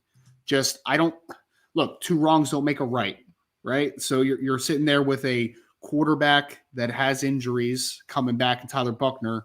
I think putting another injured quarterback to try to make one good situation is not the way to go here, right? I just don't think that that's the answer. So put a bunch of injured dudes in the room and hope that one of them can stay healthy for the year. That's not a good recipe. Exactly. Yeah. And I like Devin Leary. I do. Throws a good ball. He's got really good touch down the field, which I love, man. He throws a nice deep ball. He's got some really nice zip on intermediate stuff too, Ryan. Yes. And I mean, it was just last year he threw 35 touchdowns to 5 interceptions. 35 and 5. Yeah. Yeah. He was fantastic as I guess junior, but sophomore technically, COVID, right? So but he is a talented football player. I would love his talent in a vacuum, but I think when you take all the outside factors, I think it just makes it a muddled type of situation that just doesn't make sense for them right now. There's another intriguing name that we've heard about that we've gathered from several sources that could potentially jump in the portal, and that's Michael Pratt from Tulane. This is an intriguing one, Ryan, because you and I believe, have a little bit of a different opinion on him. I'm not sure how we left it when we were talking last night. I think I'm not sure. I think our difference of opinion isn't about his game, but where he would rank on our board for guys that Notre Dame would be going after, I think is maybe where we were. And he's a very intriguing player, Ryan. He's a Tulane. He's had a really good year for them this year. Their team is really good. He's thrown for 2,382 yards, completed 64.9% of his passes. He's had 21 touchdowns and 4 interceptions, a quarterback rating of 155.69. He's a good runner. He has some ability to kind of to do some damage with his legs. This year, he has 347 rushing yards and 9 touchdowns, which means in 11 games, because he did miss a game with this season, in 11 games. Because one thing I hate is when people are like, well, he's only thrown for X amount of touchdowns. I'm like, but he's rushed for 9. Yeah, but he's only thrown. I don't care. Touchdowns are touchdowns. Passing touchdowns don't count more than rushing touchdowns. So in 11 games, the kid has accounted for 30 touchdowns. That's almost 3 a game. That's good numbers. So he's got a live arm, Ryan. He's a solid athlete, moves around okay. His pocket footwork at times makes him less mobile when pressure comes. That's something that need to get worked on. For an athletic kid, he takes a lot of sacks at the top of his drop because his footwork would need a lot of refinement, in my opinion. Ryan, this is the thing you said to me, and you nailed it when you sent me that clip, Ryan. He's got a pretty live arm. There's no doubt about that.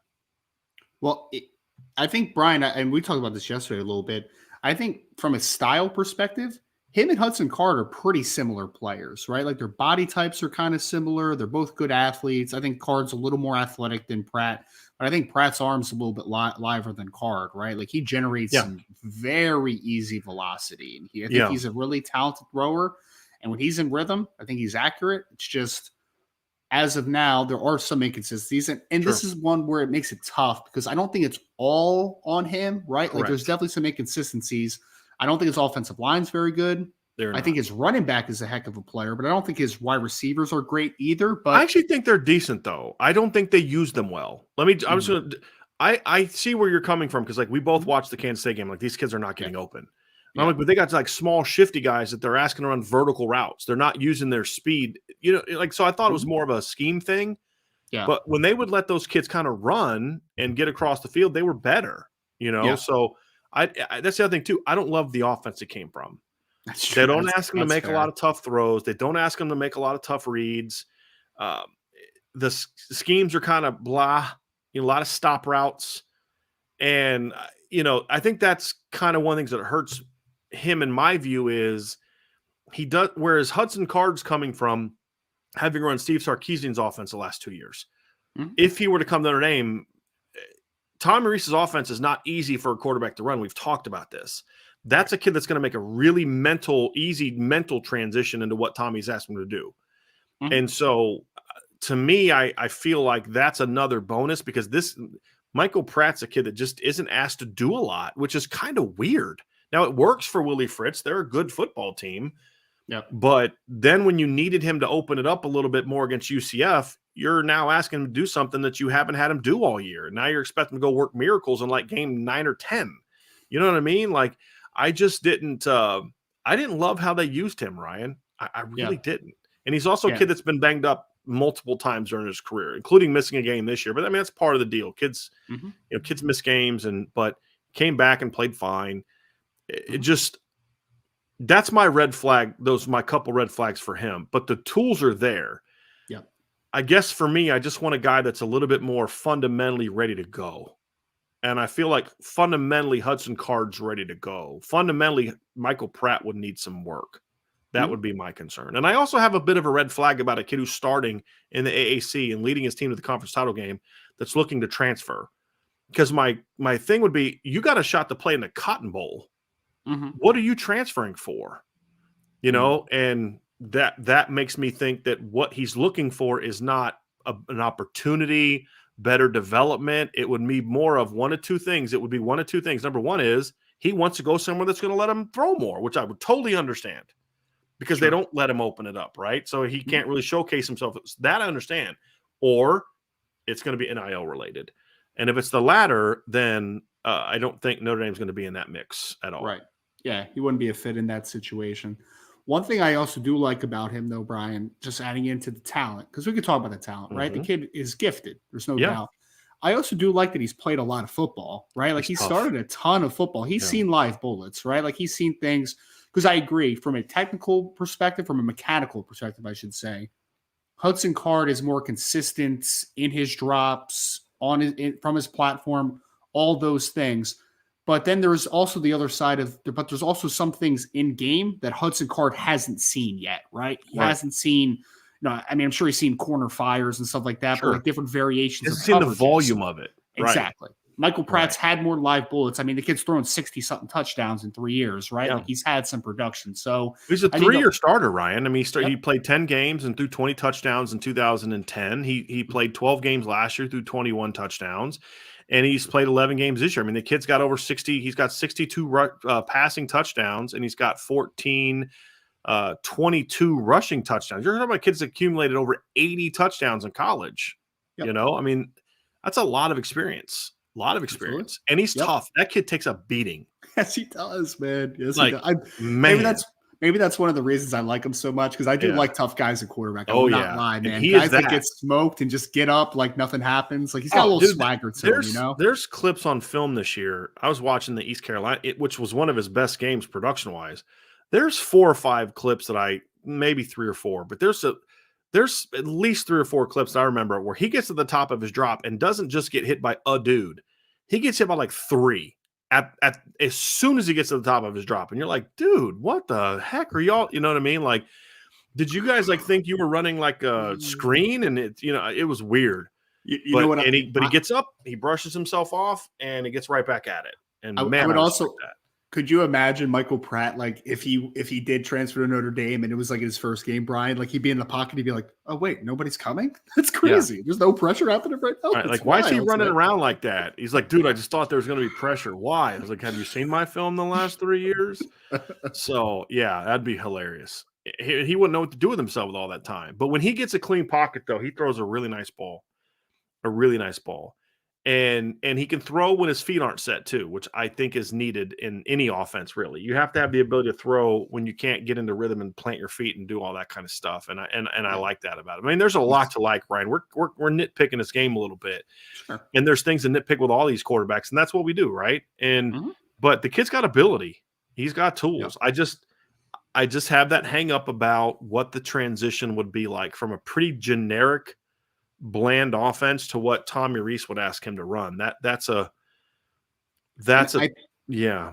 I think that's where the background stuff really works into this whole conversation, right, Brian? Like, I'm sure if Michael is one of the guys that does jump into the portal and that Notre Dame has some interest in, I'm sure Tommy Rees would love to just sit down with him and just absorb how much he knows, right? Like that stuff I think is going to matter tremendously in this conversation. The good thing is, if Michael Pratt jumped, that sounds like a good player. Michael Card sounds like a good player. If he jumped into the portal and Notre Dame looked at him, my understanding is Tommy Rees and Chip Long had a good relationship when they worked together and have maintained a relationship since he left. Chip Long was his offensive coordinator in 2020 or 2021. And Chris Watt, who's on Notre Dame's staff, was the offensive line coach for Michael Pratt last year. So people that are going to know him. And from what I've been able to gather from the people that I've been able to talk to, the first thing they will all tell you when you bring up Michael Pratt is that's a tough kid. And when the quarterback, when that's the first thing somebody tells me about a quarterback, that matters to me. It does. Because it's going to tell me that he's not going to be, because here's the other little thing that just keeps creeping up in my head when I think about Michael Pratt versus Cade McNamara versus Hudson Card. Michael Pratt, Cade McNamara, and Hudson Card have played to varying degrees. Obviously, Cade McNamara has played a lot more than Hudson Card, has started a lot more games than Hudson Card. But they've both played in big, loud stadiums, in big, meaningful games, and in situations where there was a lot on the line.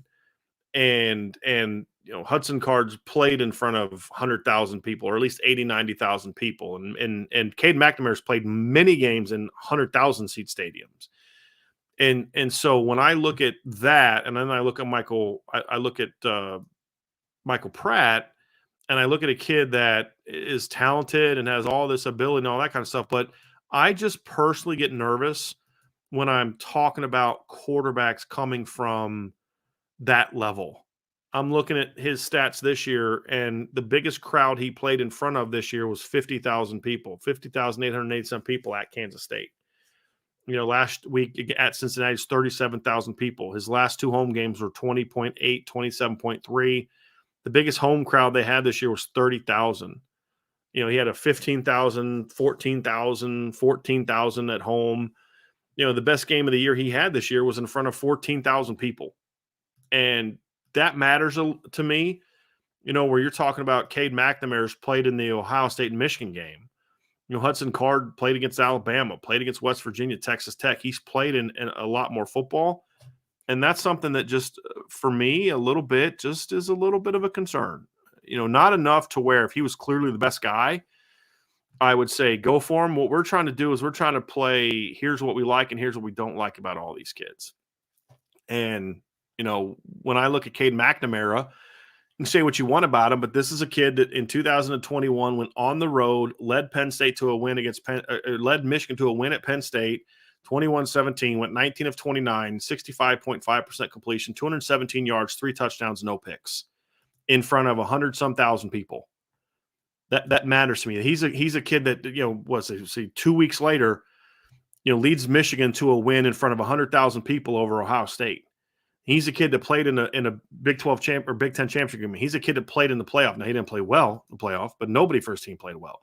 That's the final thing that you have to evaluate, Ryan. But that's why the toughness part matters to me, because I feel like a kid who's physically tough and takes that kind of beating, what are the odds he's not mentally tough, right? Because if a kid was not mentally tough, he doesn't keep getting up off the ground. So that's the thing you have to ask yourself when you're looking at a kid, because we've seen it like, Cameron Ward from Washington State. Kid puts up crazy numbers at the FCS level, right? Mm-hmm. Comes to Washington State, he's a good quarterback, but he doesn't have it's a big jump. Mm-hmm. Now Tulane to Notre Dame is not the same jump. But if you go watch Michael Pratt against Kansas State this year, there were throws he made 2 weeks later against East Carolina that he couldn't make against Kansas State because he's so used to playing against that type of defense and that type of seed in the AAC, which isn't like what you're going to face when you play Notre Dame's schedule. Sure. And that would be another thing. But again, you got to keep coming back to love the body, love the size, meaning like height, weight, all that. Love the toughness, love the arm talent. I love the experience.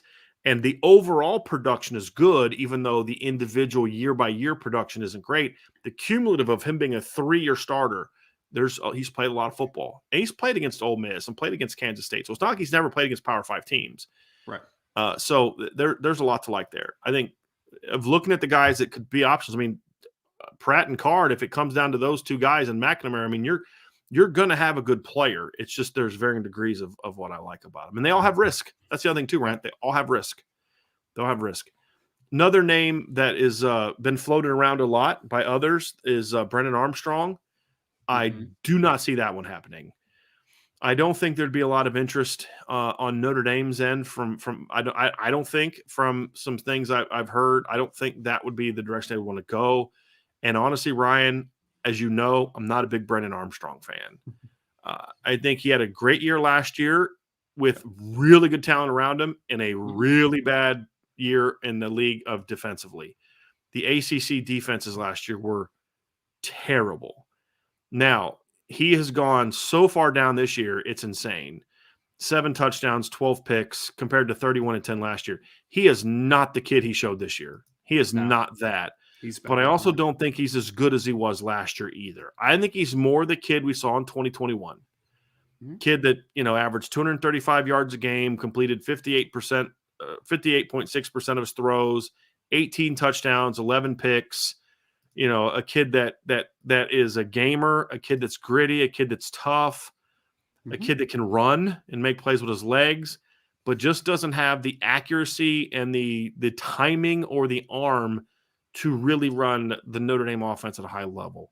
And he's a pretty turnover-prone guy, in my opinion. So that's one that I don't see being an option for Notre Dame if he jumps in the portal. He would not be at the top of my – now, would he be an upgrade over kind of what we saw in 2022? Yeah, probably, as long as he stops turning the ball over.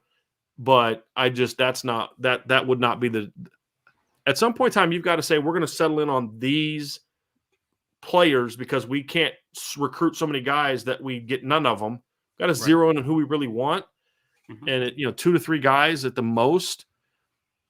And he would not be on my list if he jumps in the portal.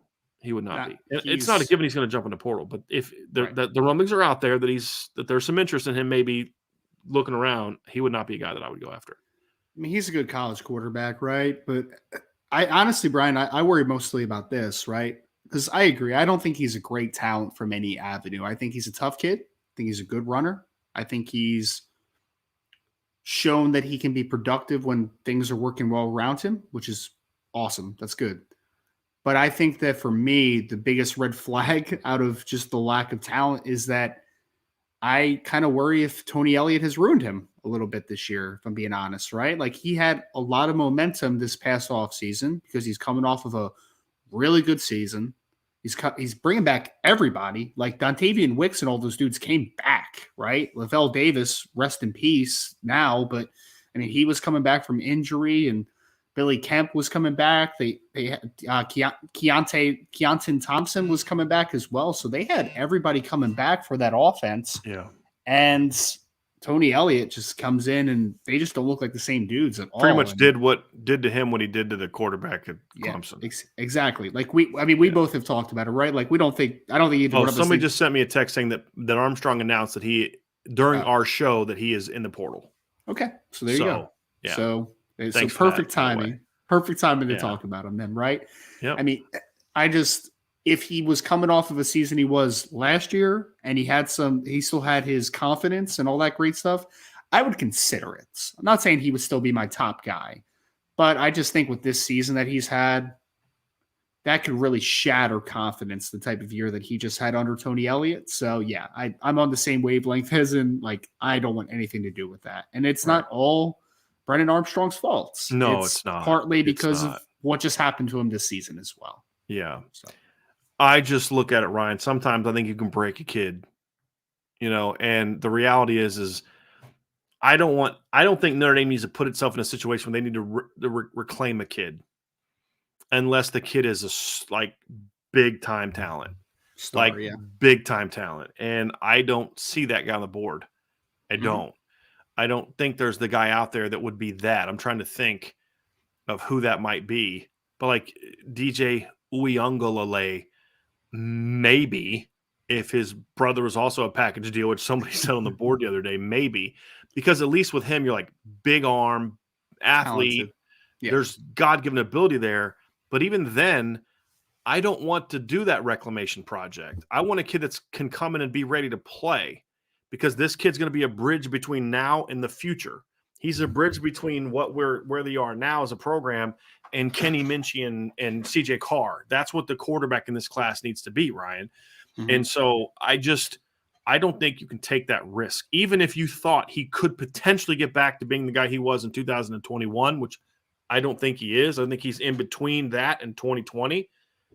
Good player, 25 touchdowns, 10 picks, good runner, not a guy that's got the arm talent to really rip a team up that's good, in my view. That's kind of how I see that. But he's not what we saw this year, Ryan. It is sad what that guy did to that team.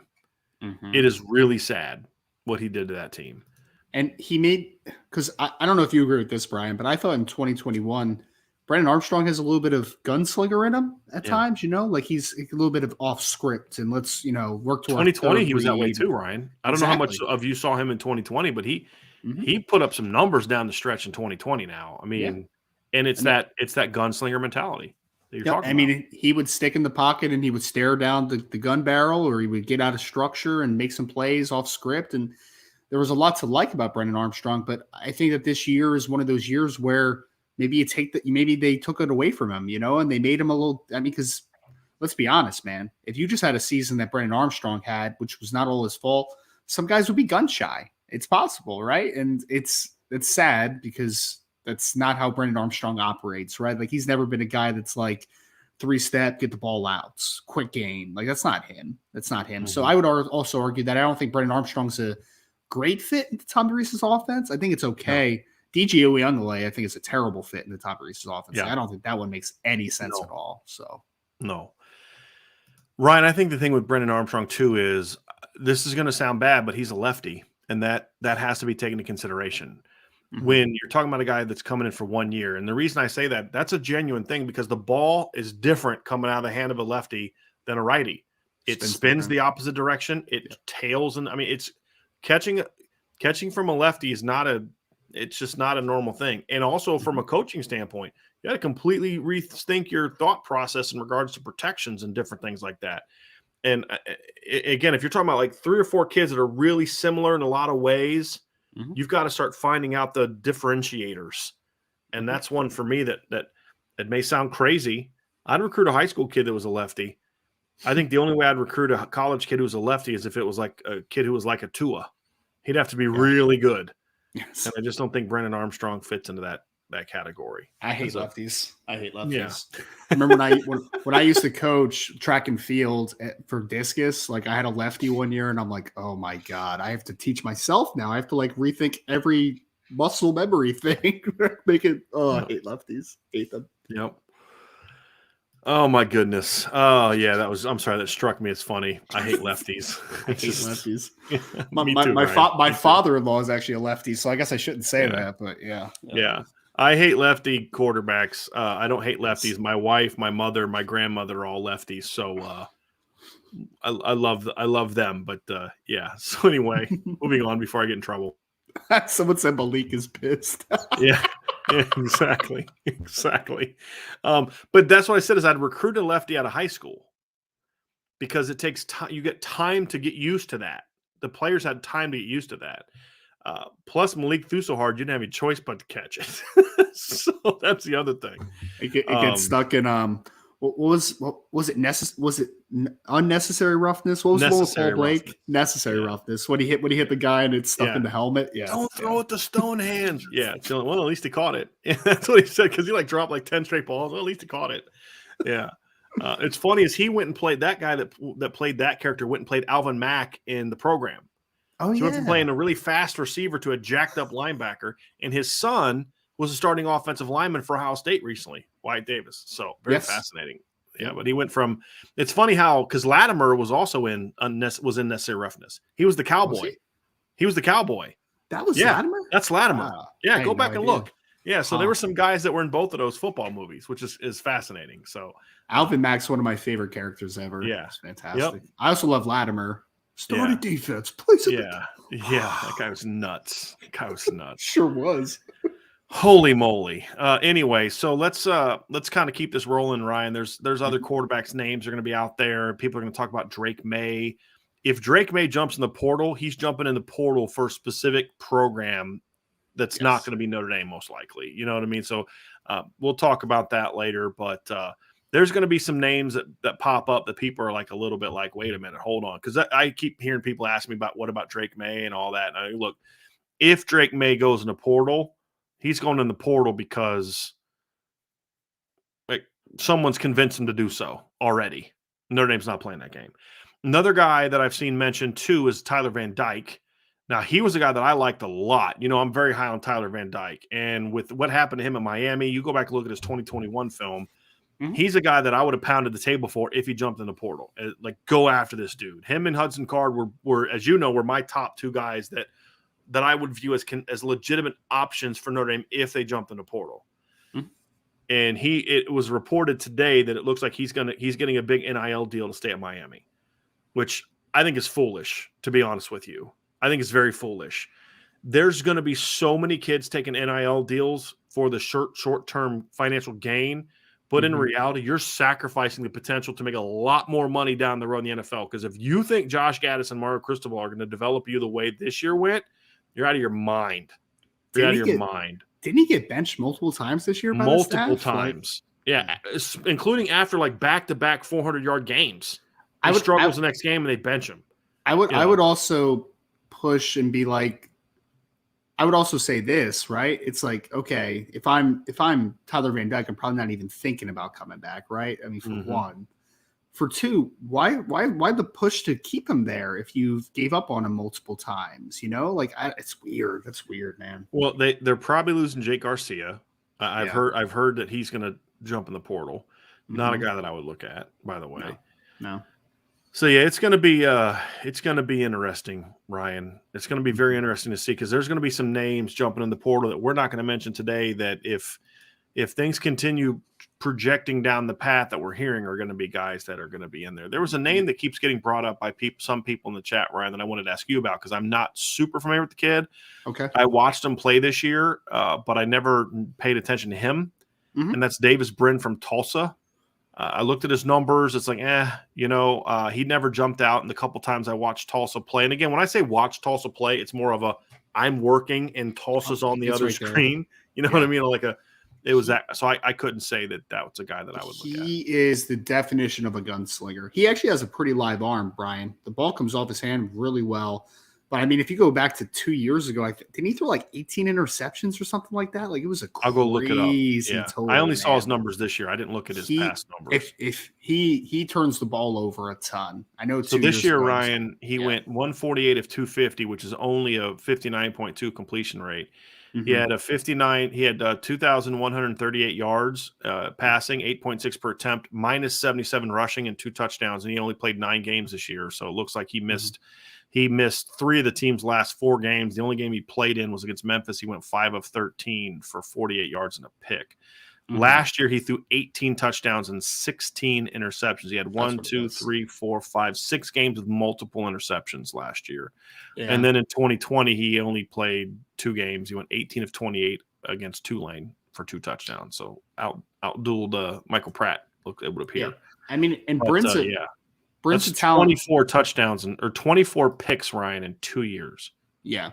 And he actually is a pretty talented thrower. Like I said, like he's got a pretty live arm, but I mean, that's a turnover prone kid. And there has to be some party that's like, okay, yes, you want a higher ceiling than what you had this year, but you also can't have a guy that's willing to just be deliberately not care about holding onto the football. You know what I mean? Like, it's just, You know, I was just thinking, they can't bring in a toolsy guy that needs development. They need a kid that's going to come in and play now. That's what they need.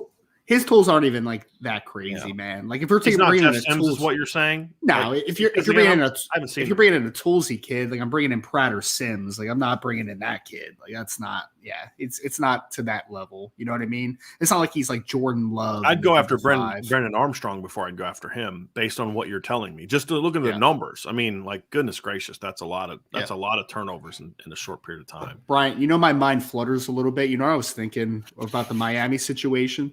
Yeah. Do you think that Miami makes that move to bring back Van Dyke to that degree if Jaden Rashada doesn't flip to Florida? Just thinking out loud. I don't know. I don't know what the answer to that is, but yeah. Yeah. Yep. So I am a little bummed about the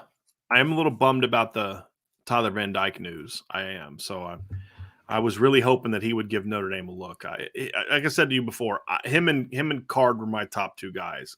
And I know you're not as high on him from an NFL draft standpoint, but his 2021 film was really, really good, in my opinion. And you talk about the production that the other kids didn't have, Ryan. The one thing about Tyler Van Dyke is if he can be the guy and now, again, what's the concern? It's a bit of that reclamation aspect I just talked about because of the beating he took this year. You know, and he threw for 1,800 yards, 10 touchdowns, 5 picks.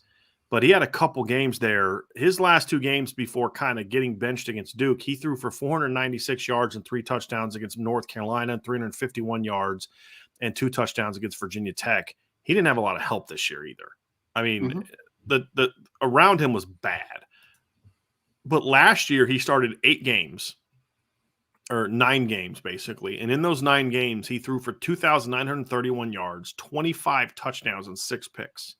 And had a QB rating over 160. Like the production was really good. Now, again, ACC wasn't good. It's what I just said about Brennan Armstrong, but much better touchdown to turnover ratio than what Brennan Armstrong had as well. So, and I think he'd be a great fit for Tom. That's the thing is I think Hudson Card, of all the kids we've talked about, I would argue that Hudson Card and Brennan and Tyler Van Dyke are probably the 2 best fits for the different types of offenses we've seen from Tommy Rees, right? Like Hudson Card is a little bit kind of like what the Ian Book offense would look like, but maybe with better natural passing instincts. Tyler Van Dyke would be able to do a lot of the things that we saw from the Jack Cohn version of the offense, sit back and rip a team apart, not a real mobile guy. Mm-hmm. And so I think those are the two that I think would fit. I think Michael Pratt would as well. Just physically. It's just the read part. I've seen those two kids make real complicated reads and run systems where they've got to go through full field reads. Just haven't really seen that from Michael Pratt a lot. That's my only drawback on Michael Pratt in regard to fitting into Tom Reese's offense. Physically, he does. Yeah. It's that other part. So what are your thoughts on that, Ryan? Well, I think that Tyler Van Dyke would have been a great fit into Reese's offense. I mean, we talked about that yesterday as well before he came out that he was going back to, going back to Miami.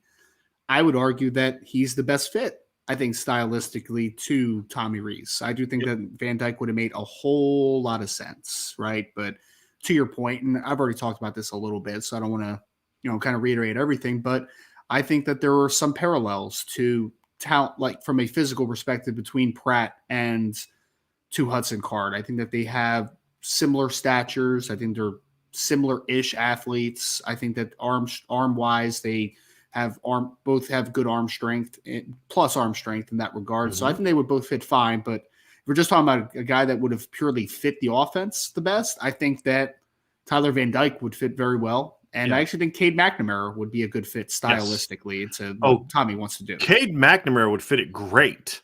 It's just he would have a few more That's a good point. Cade, you're correct on that. Cade McNamara would fit it maybe better than anybody.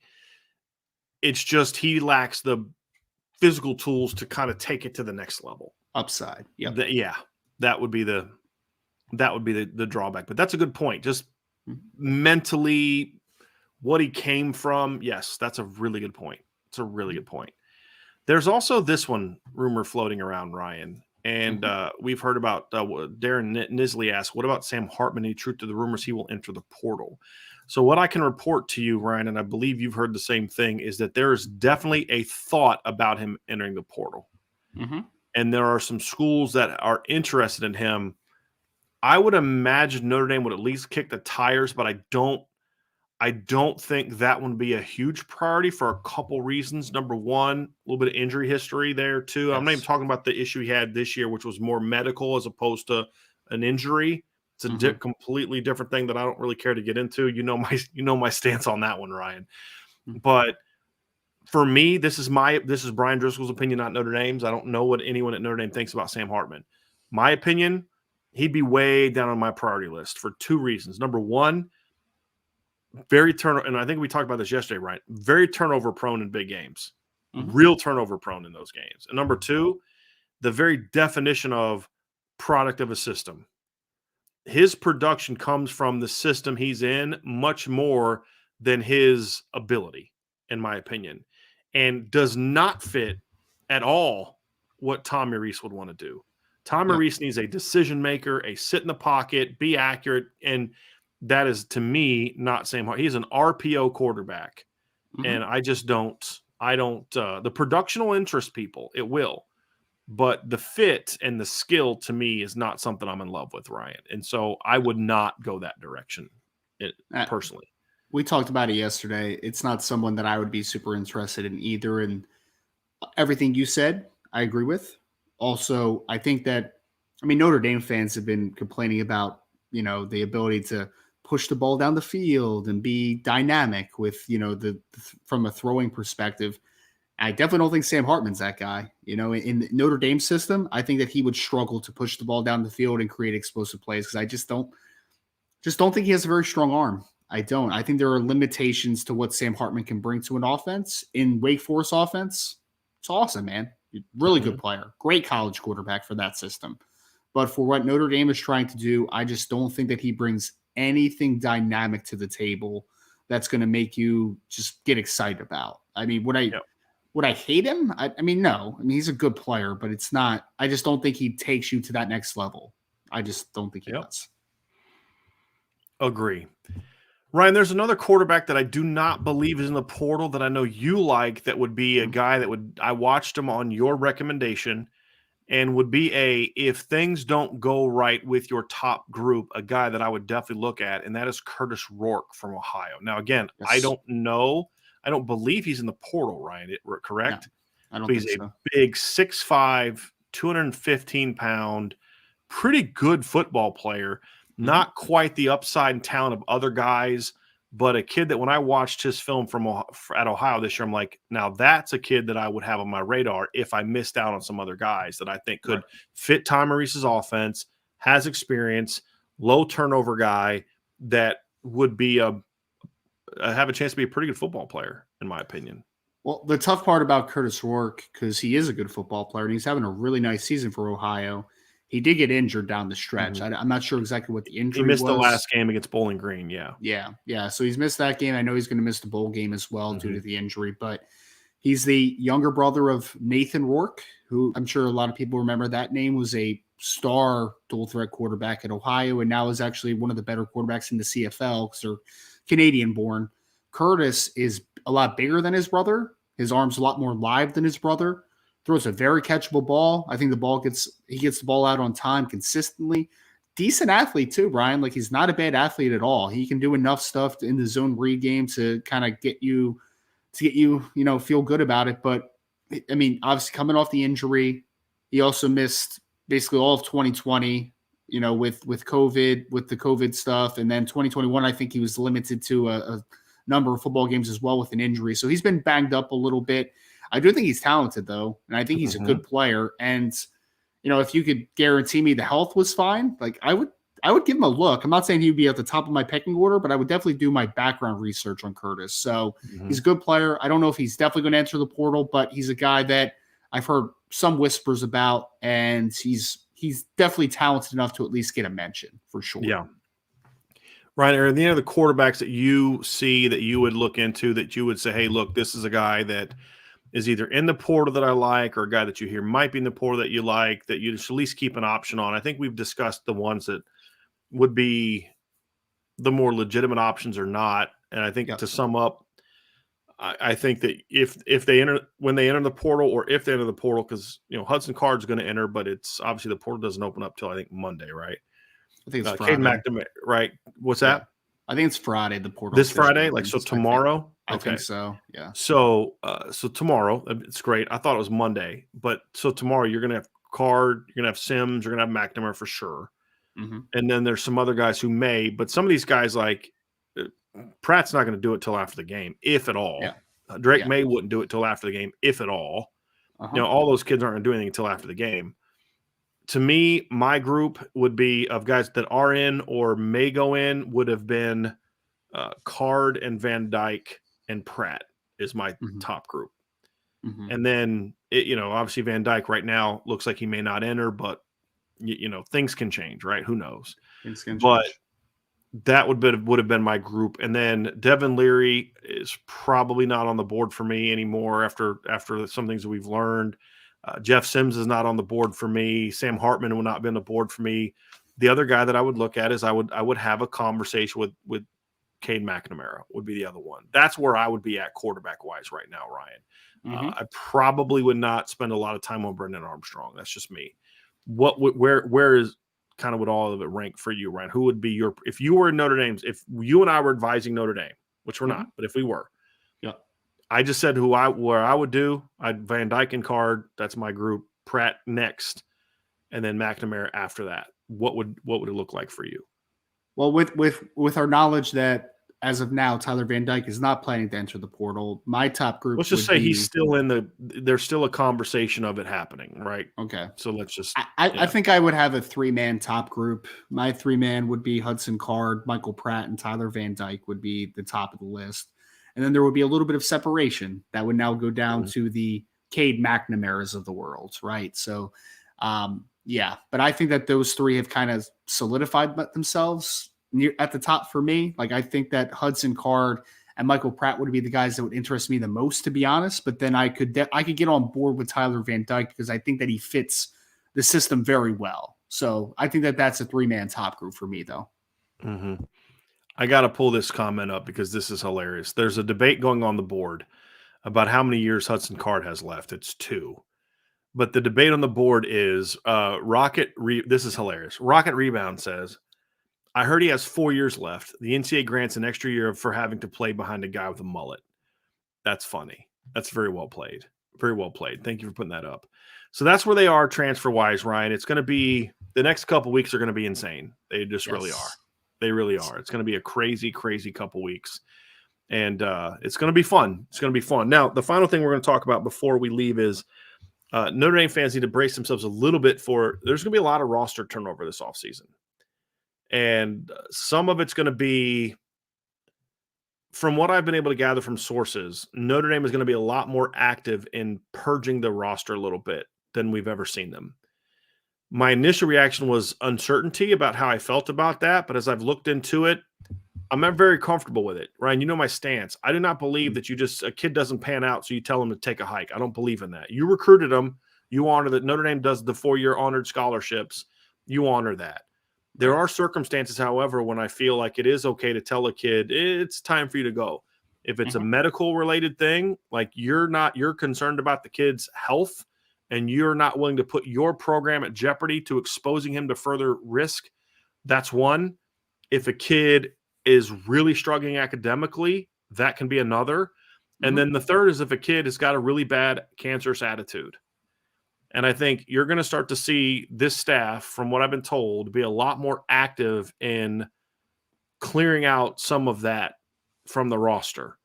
Now, these are kids that, from what I'm told, the medical stuff is going to be – they're going to be a little bit more aggressive with that. Where in the past, they would kind of let a kid just be on the team and, they don't want to expose themselves to that moving forward, like that potential risk. So you're going to see some kids who've had some injury history get put on medical scholarships unless they choose to transfer, but they won't be able to play at Notre Dame. And so I'm comfortable with what I've heard, Ryan, and things have told me, but we're going to see a lot of roster shakeup from Notre Dame this year. And there are going to be some kids that are going to jump in the portal, from what I've been told, barring things changing, that might surprise some people. And just let it play out, right? We'll explain to you why it's happening and all that when it happens, if it happens. We're not going to put the names out there now because it's not a given that these things will happen. There's always a chance for a kid to be like, you know what, man, I was wrong. I didn't do this the right way. I want to be a part of the team. There's always a chance that they do further evaluations of a kid's medicals or whatever, and it ends up saying, you know what, let's give it another shot, right? So that's why we're not going to put names out there. But I do expect to see a lot of shakeup from the transfer portal for Notre Dame on the outward thing as well, which is why you're still seeing Notre Dame recruiting high school kids. There's going to be a couple high school kids that are going to pop up on the radar here over the next couple weeks potentially. There's some kids the staff is going to go out and see. I know that they're trying to keep those things quiet, some of these kids quiet, but they're not going to stop at 27 just because. They're going to keep pushing, and it's also going to open up some opportunities for some portal kids to jump in as well. So I think that you're going to see that. And I think a position we didn't talk about too, Ryan, is don't be shocked if Notre Dame goes back to the portal for a kicker. I think punter, I'm told they're pretty comfortable with Bryce McPherson. I've been told that. We'll see, as long as he's got to get healthy. But I don't think you're going to see Josh Bryan be the future at the place kicker for Notre Dame moving forward. I think you're going to see it be someone from the portal. So that's a name. There's going to be some names. When you see kickers into the portal, look at their stats, because it may be a kid that Notre Dame takes a look at. So it'll be interesting. I don't know if long snapper would be in the conversation too, right? Because I got to find out if Vincent has another year left or not. I'm not sure, because he's really good, but he may be done. He might be done. Yeah, so I got to look into that. But yeah, that could be one as well. That could be one as well. Yeah. So that's another position we didn't talk about earlier that should be under consideration. I think we'll see Notre Dame.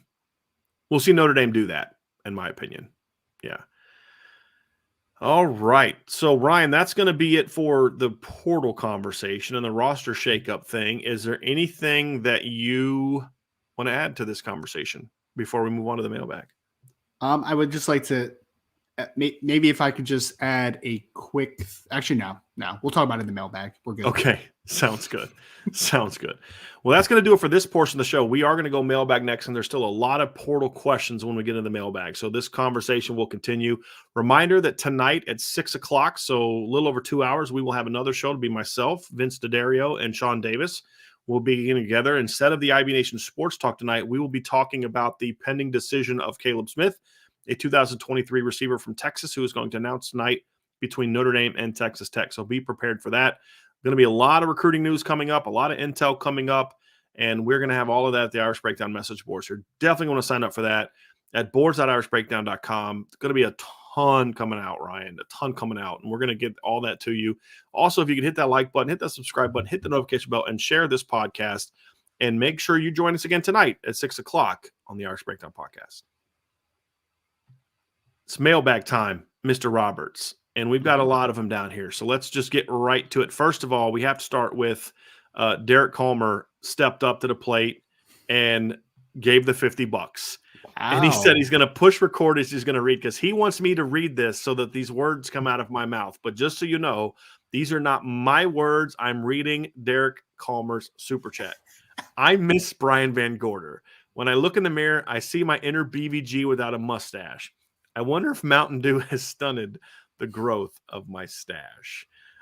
Very well played, Derek. Very, very well played. And you are truly a man of your word, because he said $50 that we were going to start at 204, and I made sure that we didn't start at 204. So I'm gonna clip that, by the way, just so no one can have any context to that. Yes. Just know that I'm the one that has the full access to the video, so I can always one up you on that one a little bit, my friend. Got a couple more super chats we'll get to. Let Manager 1 with a super chat. Thank you, sir. Do you see teams getting to a point where they basically have to have a quasi general manager to manage all the moving parts? 1,000%. Mm-hmm. That's absolutely going to happen. And we're already seeing teams do that. I believe that's basically the role that Clark Lee hired Barton Simmons to run at Vanderbilt. And that's turning into the role, I believe, for Chad Bowden at Notre Dame. Is yes, you're going to have to do that. You're going to have people, you're going to have to advance scouts like they have in professional sports, where you have scouts that obviously, like Major League Baseball is a great example, where you have part of your scouting department focuses on draft talent. The other part of it focuses on other teams' minor league talent, and other parts focus on other teams' major league talent, so that when it comes to trade time, free agent time, you've done your homework on that and you know who to go after. And so, yeah, you're going to have to see that. And it disgusts me, but yes, you're going to see that. And I think that time is going to come soon, and you're already starting to see some programs do it. So, yeah, very, very good observation. But Ryan, I mean, I would assume you agree with me on that that's absolutely what's needed now, unfortunately. It's a certainty that it's going to happen, and it is needed. I do agree. I mean, the tough part too, Brian, is that just having one person do it now with everything they have to manage is tough, man. So, I mean, you're talking about a couple of staff openings potentially just to figure all this stuff out, because you're talking about players leaving for a bevy of reasons, right? You're talking about players entering the portal at a crazy rate. I know that they're getting overwhelmed just with so much information, as anybody would, right? So it's going to be wild. It's going to be necessary, and I don't know what to think about it at the moment. I guess it's going to create some jobs, which is good, I guess. But yeah, it's wild, man. Yep. Let's get to the next one here from Tyler Binge. Brian, thoughts on Deshaun Kaiser interview in his last year at Notre Dame? I did not see that interview, Ryan. I didn't see it either. I heard it was actually good. I heard he was actually kind of forthcoming on some things. I didn't watch it. I can't really speak on it. I believe Malik Zaire and the Lucky Lefty podcast spent some time talking about that this week. So I would refer to them. Obviously, Malik was very in the middle of all of that stuff, but I didn't listen to it. I probably won't. So I'll have to listen to it. Yeah, but I heard it was good. So we'll see. Jim Demon, and I'm sorry that Tyler, I'm sorry that I didn't see it. I just can't speak on it. But Ryan, maybe when you watch it, we'll talk about it in a mailbag. So that way we can kind of retroactively answer Tyler's question. Jim DeMatteis with a super sticker. Jim, thank you very, very much. Michael S. with a super chat. Thank you. Golden at the beginning of the year said he learned in the NFL halftime adjustments were paramount.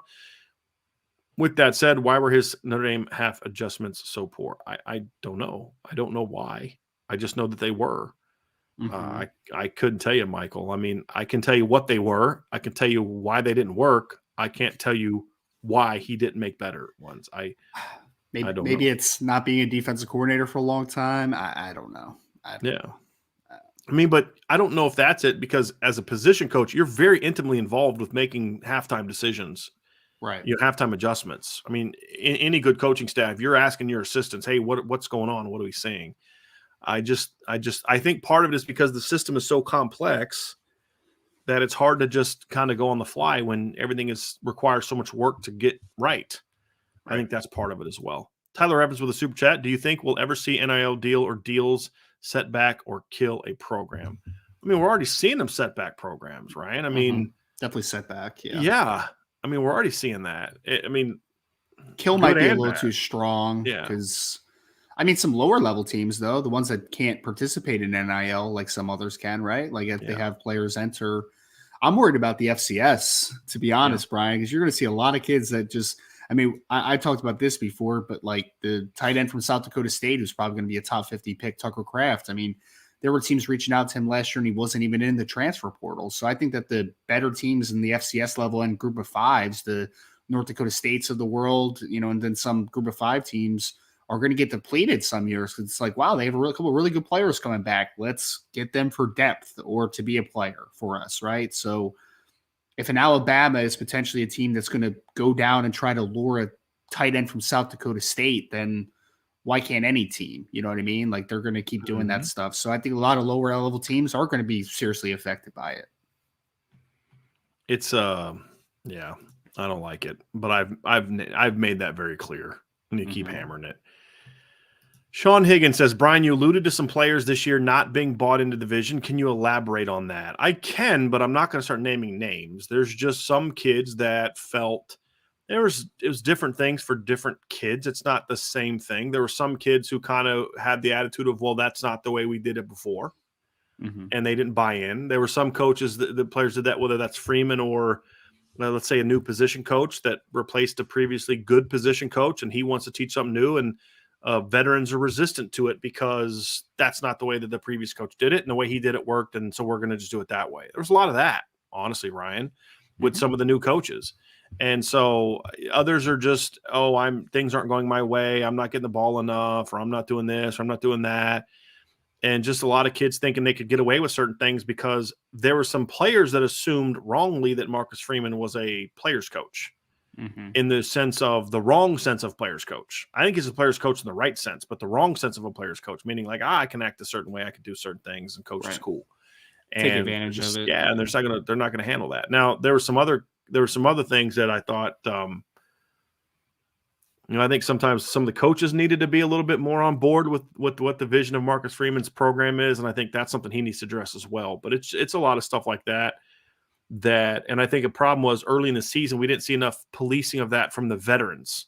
And as we talked about at the time, I think to a degree, I think some of the veterans kind of felt that Coach Freeman would be a little bit more involved in that than Kelly was. At the end of the day, there's just some things that players have to handle. They just have to handle. And I think we started to see that more as the season went on. That's what I think Michael Mayer's comment was about. There were some things going on at the beginning of the year, and, we got them fixed, but that's what a lot of that stuff was. D. Troll Hunter says, Brian, I personally think keeping young rosters is critical to long-term success. We cannot win a national title without the cream rising to the top. Some of the older guys need to go to make room. That, to me, Ryan, that only depends if it's older guys that aren't helping you. Right. I mean, older guys bring more experience in the weight room, more experience in the system. They've seen more. You don't just for example, you don't just purge J.D. Bertrand, Maris Lufau, and Jack Kaiser to make room for younger guys. You don't do that. However, you also don't promise those guys starting jobs just because they've been starters. Yes. Like, to me, it's JD, Maris, Jack. We want all of you guys back. You're great kids. You work hard, but your jobs you got to battle for your jobs this offseason. And if they choose to walk, then they choose to walk. But I think that's the fine line that you have to do. I don't want to start getting rid of, for example, let's say Notre Dame decided to bring back Joe Wilkins or Braden Lindsey as sixth-year guys. Right now, we know Joe Wilkins is not, and I don't think Braden Lindsey is either. But I'm just making a point. I'd say, sure, come back. But I'm not promising you that you're going to still have that starting job next year. You've got to compete for that. And that's where I think it needs to be across the board, Ryan, is, look, Benjamin Morrison is a great player. He can't just go through the motions this offseason and expect to beat out Clarence Lewis and Jaden Mickey and, Christian Gray and Micah Bell. He's got to keep grinding. And that's true for everybody across the board. Michael Mayer didn't maintain his role as the number one guy just because he was good last year. He worked to continue to better himself and make himself a better part of what he can do, which then helps the team. And So, like, look, like if Joe Alt just spends the whole offseason eating, pizza, not working out, and getting fat and sloppy, he's not going to automatically be locked into a starting job just because he was great this year. You got to earn it every year. And I think one of the things that Marcus Freeman needs to do right now, this offseason, is make sure that everybody knows just because you started last year or the year before that doesn't mean you're guaranteed. That we're bringing in these young recruits to challenge you. Right. And if you beat them out, then we're going to be in a great position. But don't just think you can go through this offseason, going through the motions because you've been a 2-year starter. You're going to have to keep working because every job basically is open next year. Mm-hmm. Now, most guys are going to – Joe Alt's not going to spend the whole offseason eating pizza and getting fat. He's going to spend the offseason working his butt off to be the best left tackle in college football next year. Right? Yep. Blake Fisher's going to spend the offseason working his butt off. Why do I know that? Because that's what he's done from the moment he's arrived at Notre Dame. So I'm just going to assume that he's going to continue to do the same thing. They all need to do that. But the healthy rosters are the one, to me, that allow competition. Now, it doesn't mean that those veterans are still going to probably practice one as starters. But during the spring, I'm giving Prince Colley a chance to beat those guys out. I'm giving Junior Tuihalamaka a chance to beat those guys out. I'm giving Jalen Steed and Nolan Ziegler a chance to beat those guys out. I am. I'm going to give Drake Bowen and Jaden Osbury a chance to battle for playing time. Just because you are a captain or a starter does not mean you've locked into a job, because those jobs are going to go to the players that give us the best chance to win football games. Mm-hmm. And that needs to be a new sentiment at Notre Dame. That, to me, is one of the biggest changes that Marcus Freeman needs to make. Now, it may not change the starting lineup a whole lot, Ryan, but here's the thing that does is if Marist wins the job, if JD wins the job, as long as the coaches are truly opening it up, it means they're going to be better. Yeah. And I think there's a healthy competition is a good thing. Now, kids constantly looking over the shoulder that the first time they make a mistake, they're going to be out. That's not healthy. Right. And that's not what we're talking about. If you've earned the job over the course of 12 months or 8 months, and the first time you miss a tackle, I'm not benching you and you're never playing again. That's not what we're talking about. Mm-hmm. But I think that needs to be something that we need to see, Ryan. Without question, we need to see this offseason, especially linebacker, but across the board. I think that's historically how some of the best programs are built, right? I mean, I feel like for years, Notre Dame fans were always like, how come that kid didn't get a shot as a freshman? I see Alabama, I see Georgia, I see all these teams playing freshmen when they deserve it, right? And I think that's the simple fact of, like, nothing's given, right? Like, everything is earned. And I think that's how it has to be. If you have the number 3 recruiting class in the country, number 2, depending on what service you're looking at, coming in for the 2023 class. And I can guarantee you, getting to know those kids, they're not coming in and saying, I'm okay with not playing as a freshman. I'm good with it. You don't think Drake Bowen's coming in and being like, I'm starting at will linebacker next year? Like, you don't think they think that? Yeah, Peyton Bowen's showing up like, I'm good backing up a couple years. Yeah, no problem. That's all you, Xavier. That's all you, Ramon. I'm good. James Greathouse isn't coming to Notre Dame being like, I'm going to sit for a couple years, hang out, watch those guys play. No, those cats are showing up ready to play. I just talked to Jaden Greathouse yesterday, folks, and I'll tell you, the first thing he said was, I'm coming in to start day one. I'm like, I want that. You are, sir. Yes, you are, sir. Love it. Work for it, have the right mentality. If you don't get it, have the right mentality and handle it. But you want those guys coming in. I want Jeremiah Love being like, that Notre Dame running back depth chart is loaded. But I'm wait till they get a load of me. Exactly. You know what I mean? Like, I want that. It's a healthy thing, Ryan. It's a very, very healthy thing. Very healthy. No doubt about it. Next question from Will Haas. Do y'all think Notre Dame reaches out to Keegan Johnson, the receiver from Iowa? He's an undergrad, but apparently ND was super high on him coming out of high school. No, they weren't. That was reported, but was not actually factually accurate, in my opinion, from everything I heard, which is why he didn't come to Notre Dame. So I don't believe that was accurate. He also didn't he miss did he miss all this year or most of this year? I think he was definitely banged up. I actually just looked up his stats earlier. I think he was definitely banged up. Yeah, I don't know if did he play it all this year, Ryan? Let me see here. Keegan, he played 2 games. He had played 2 games, had 2 catches for 11 yards. Last year he had 18 catches for 352 yards. Now, again, in the Iowa offense, that doesn't necessarily mean though, it's because Charlie Jones didn't have great production either. But I mean, when I look at him, look, here's the thing: reaching out. They're going to reach out to a lot of people. But just because and this is my warning to y'all, so-and-so reached out, Notre Dame reached out to so-and-so. That's going to happen a lot. But reaching out doesn't mean that's the kid they want or that's the kid they would take. Notre Dame offers hundreds of kids in a year in football. There are not hundreds of kids that can accept a scholarship to Notre Dame. That's just how the game works. So, yeah, just keep that in mind. Keep that in mind. Got a question from Archer 452. Thank you for the question here, Archer. 12-team playoff confirmed for 2024. How do you feel about Notre Dame's chances of making it 75% of the time or more? Want to take that real quick, Ryan? I would say it's very high. I mean, typically, just based upon what Notre Dame's been, right? I mean, 12 teams, 75% of the time, I actually don't even think is that high if we're talking about just for a 12-team structure. So, yeah, they wouldn't have made it this year because of the circumstances. But, I mean, Brian, I don't – do you agree? Like, I don't think 75% is like an outrageous number. Like, yes, I think they can. Yes, they should absolutely. Because here's the thing: if they had the 12 team from the beginning, Notre Dame would have made it in 15, 20, 21, and I think there was one more year. Hold on, let me pull up the article that I had from last night because I actually wrote about this last night. So they would have made it in obviously they already made it in 18 and 20. They would have made it in 2015 and they would have made it in 2021. So they would have made it 4 out of the 8 years, which obviously is not. That's below where they should be. Now, here's the thing about this year, or the 17 and this year. If Notre Dame in 17 is going into that Stanford game with a shot to still make the playoff, because, see, they were just – when they lost to Miami, that team just lost something because they thought they could win a championship, and it was gone after Miami. Here's the thing, though.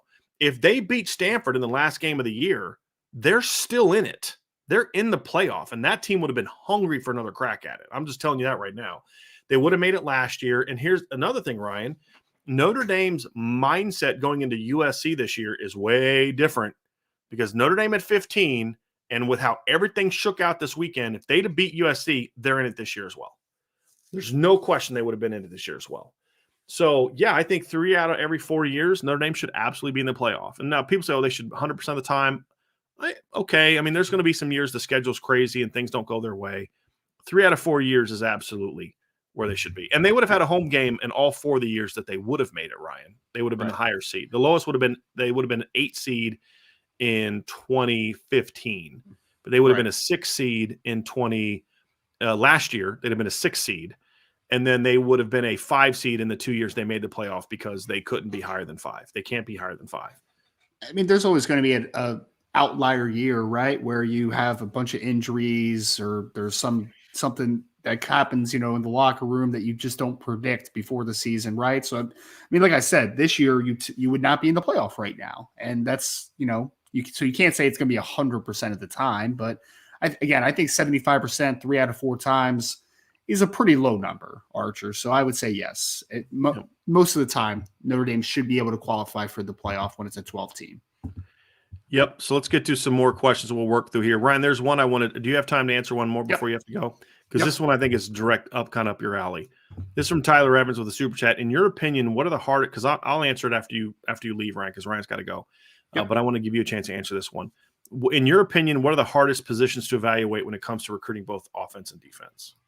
I think not interior offense. I think offensive line can be difficult at times, right? Because I think that the biggest thing is that there's just some offensive linemen in high school that are more physically developed than the players that they are already playing against, but it's about the right type of development, right? So some offensive linemen on the high school level are super dominant, but they're dominant playing in tight spaces, and you don't really get to see what type of athlete they are working to the second level, working out in space. And I think there's been a lot of offensive linemen that were a man amongst boys transitioning to the college level, but then you get there and you're just like, but everybody here is a man, right? Like everybody here is that type of dude. So you now have to win with better technique, foot quickness, the traits, the ancillary traits to play in the position, right? So I think offensive line's a big one for me. Defensive wise, I think the one for me, Brian, is corner at times can be a little bit difficult to project because I think that there's some corners in high school. It's kind of a similar thing. Like there's some guys that could just stick in press man and just beat a guy up at the line of scrimmage against some not great wide receivers, right? But then when they get pressed by a more athletic wide receiver on the college level, you're like, okay, but when he has to open up his hips and transition, it's not incredibly smooth. He was just a physically, kind of put together player. So that makes it tough. So I think cornerback defensively for me from high school to college is a little bit difficult at times. And I think offensive line is probably the toughest on both sides of the ball, just because those guys can literally just beat up on dudes at times. And that's just not always translatable to the college level. For me, it's quarterback easily because there's so much that you cannot gather from film in quarterback evaluation because there's so much mental work that goes into playing quarterback. So that would be the one for me.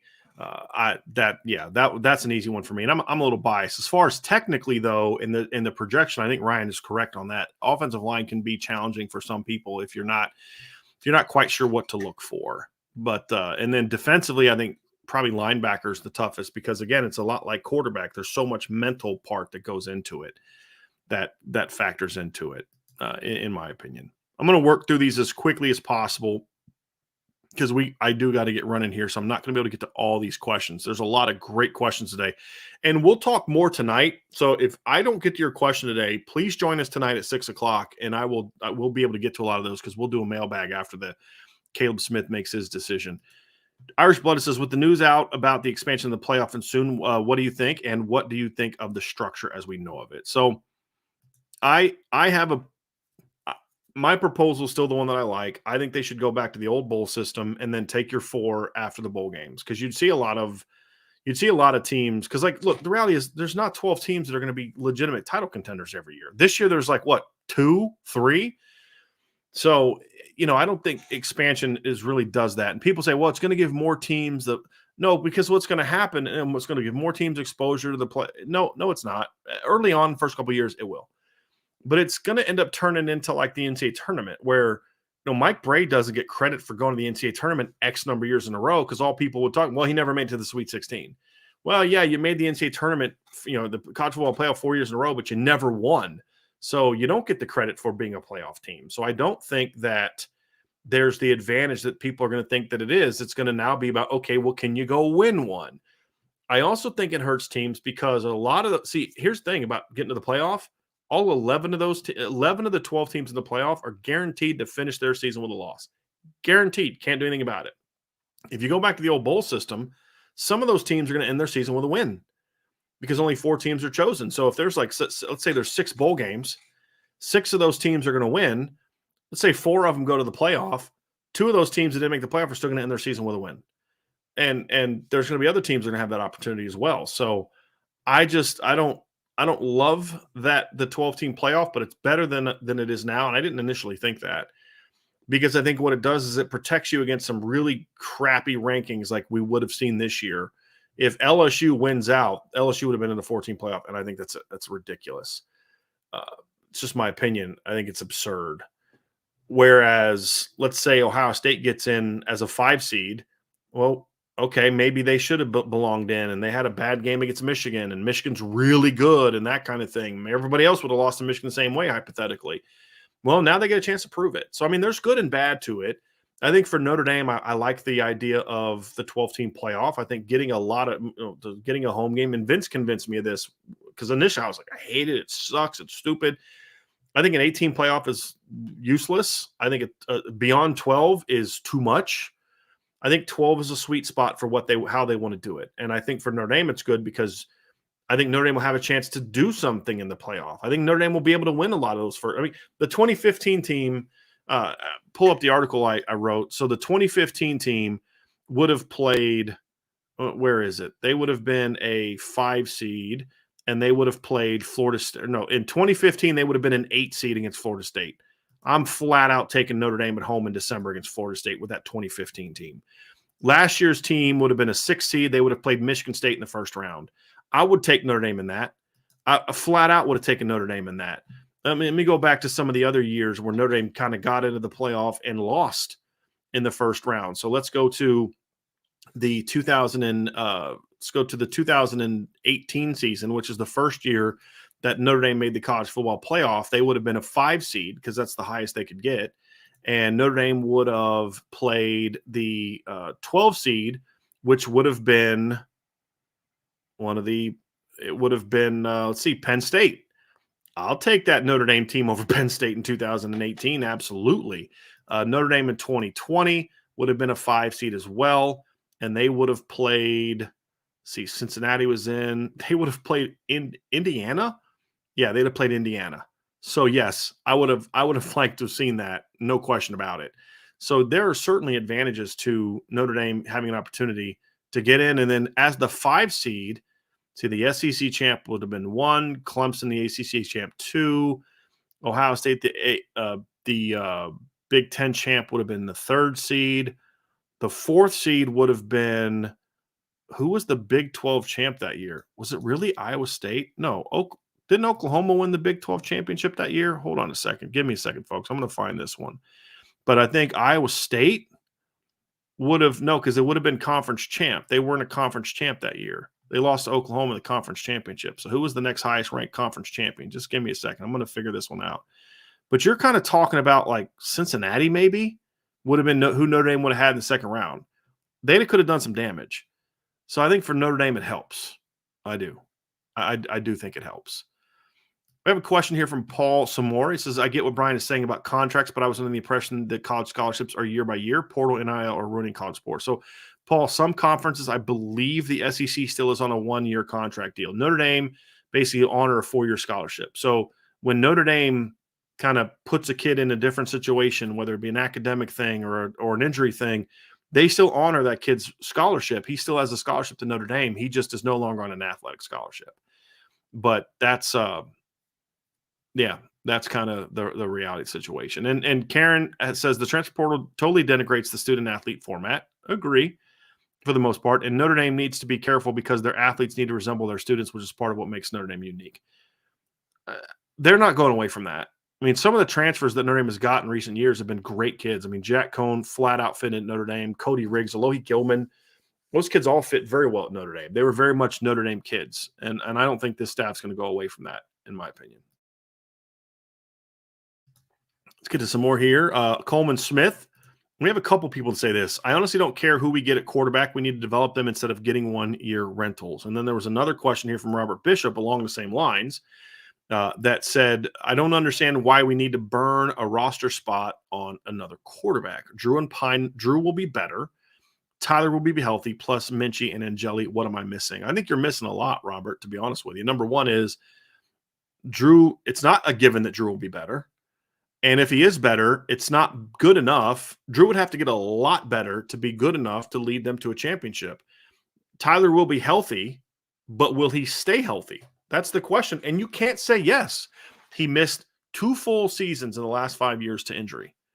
You can't tell me he's going to stay healthy. You can't promise me that. Angeli is not a kid, in my opinion, that is going to be ready in 2023 to lead this team to a championship. I don't believe he is, and I don't think Notre Dame believes that either at this point in time. And Kenny Minchie is going to be a true freshman.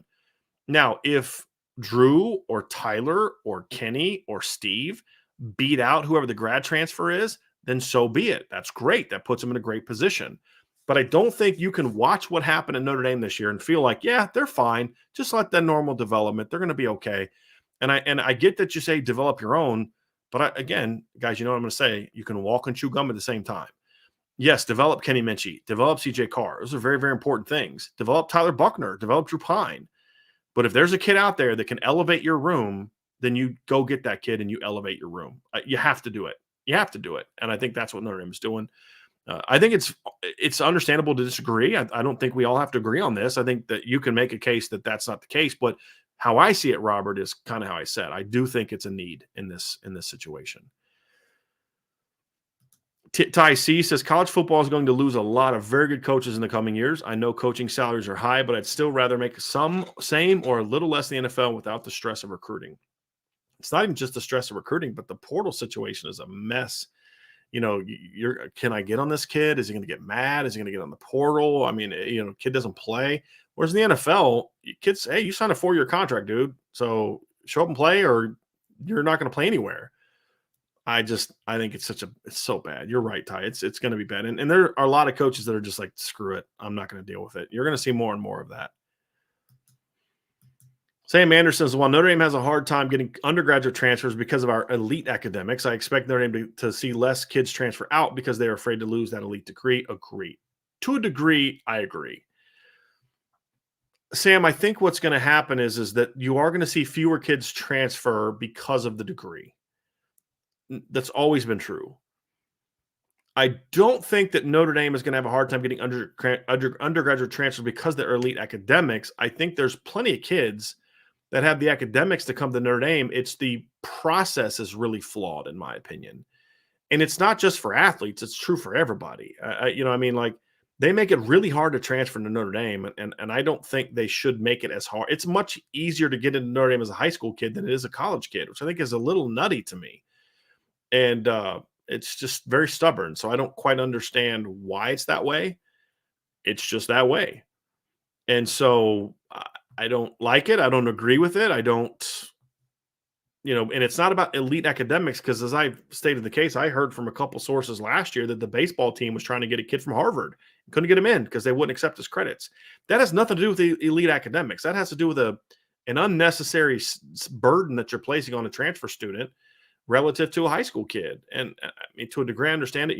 We want our kids educated by our people. Okay, fine. So don't take a kid with a 2.5 GPA at University of Indiana. Okay, fine. I get that. But it shouldn't be that hard to get a kid like Brandon Joseph from Northwestern. It shouldn't be hard to get a kid that's an undergraduate transfer from Duke or Vanderbilt or Michigan if the kid is legitimately takes his academics serious. And that's kind of where I'm at is I don't think it's necessary for it to be that difficult to get a transfer in my opinion. I just don't think that it should be. Trader Z, does Kenny Minchie come in next month? I do believe Kenny Minchie will be an early enrollee. Yes. And next question here from Sean Rogers says, we need big bodies in the middle of the D-line stat. So let me just say this. I don't think you need to have beef up front. There are very good defenses. USC shut down Notre Dame's defense or run game with guys as big as the guys that Notre Dame has. And their D-lines are almost the same exact size. But what USC did is they allowed their guys to attack. And Al Golden does too much of the using his interior guys to eat up space, which is a very NFL philosophy, in my opinion. I don't like it. I will say this. If you're going to do that philosophy, then you need bigger guys. Simple as that. If you're going to have smaller guys, you need to let them attack. So I don't think they need it in theory. But if Al Golden's going to continue to run the defense he ran this year, then yes, you do need more beef. You are correct on that. Elliot Montanez. Actually, I'm gonna allow Ryan to answer this question later. Elliot, I'm not a draft expert, so I really can't speak to that one. Let's see here. David Grau, with what you know about who will be jumping into the portal, does Notre Dame now have room for both Hillman and Barnes in the 2023 class? It's possible. It's possible, but I think if Notre Dame is able to get Brandon Hillman on the 7th, if they get him, because he's going to announce on the 7th, I don't know if they'll definitely still take Barnes. I think that's to be determined. I think some of it's going to be determined by what happens in the portal. I do know Notre Dame likes Khalil Barnes a lot. We'll talk more about this next week when Brandon Hillman makes his decision, whatever that's going to be. We'll talk more about what it means for other players if he picks Notre Dame. So we'll get into that then. But it's not a given, Dave, that they will take both. But it's not necessarily that they don't have room. And it'll make sense over time. Over the next couple of weeks, it'll start to make sense what I mean.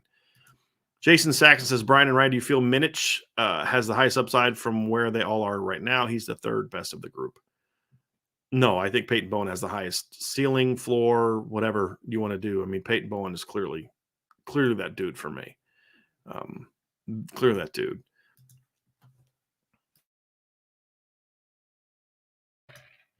Sam Anderson asks, is it disrespectful to start disrespectful to Pine to start Buckner in the bowl game? Disrespectful, no. Appropriate, no. Good for Tyler, no, I don't think. What we said the other day, I would play him. If Tyler Buckner's healthy to play, I'd play him. But I'd play him in a role that's somewhat similar to what we saw from him last year.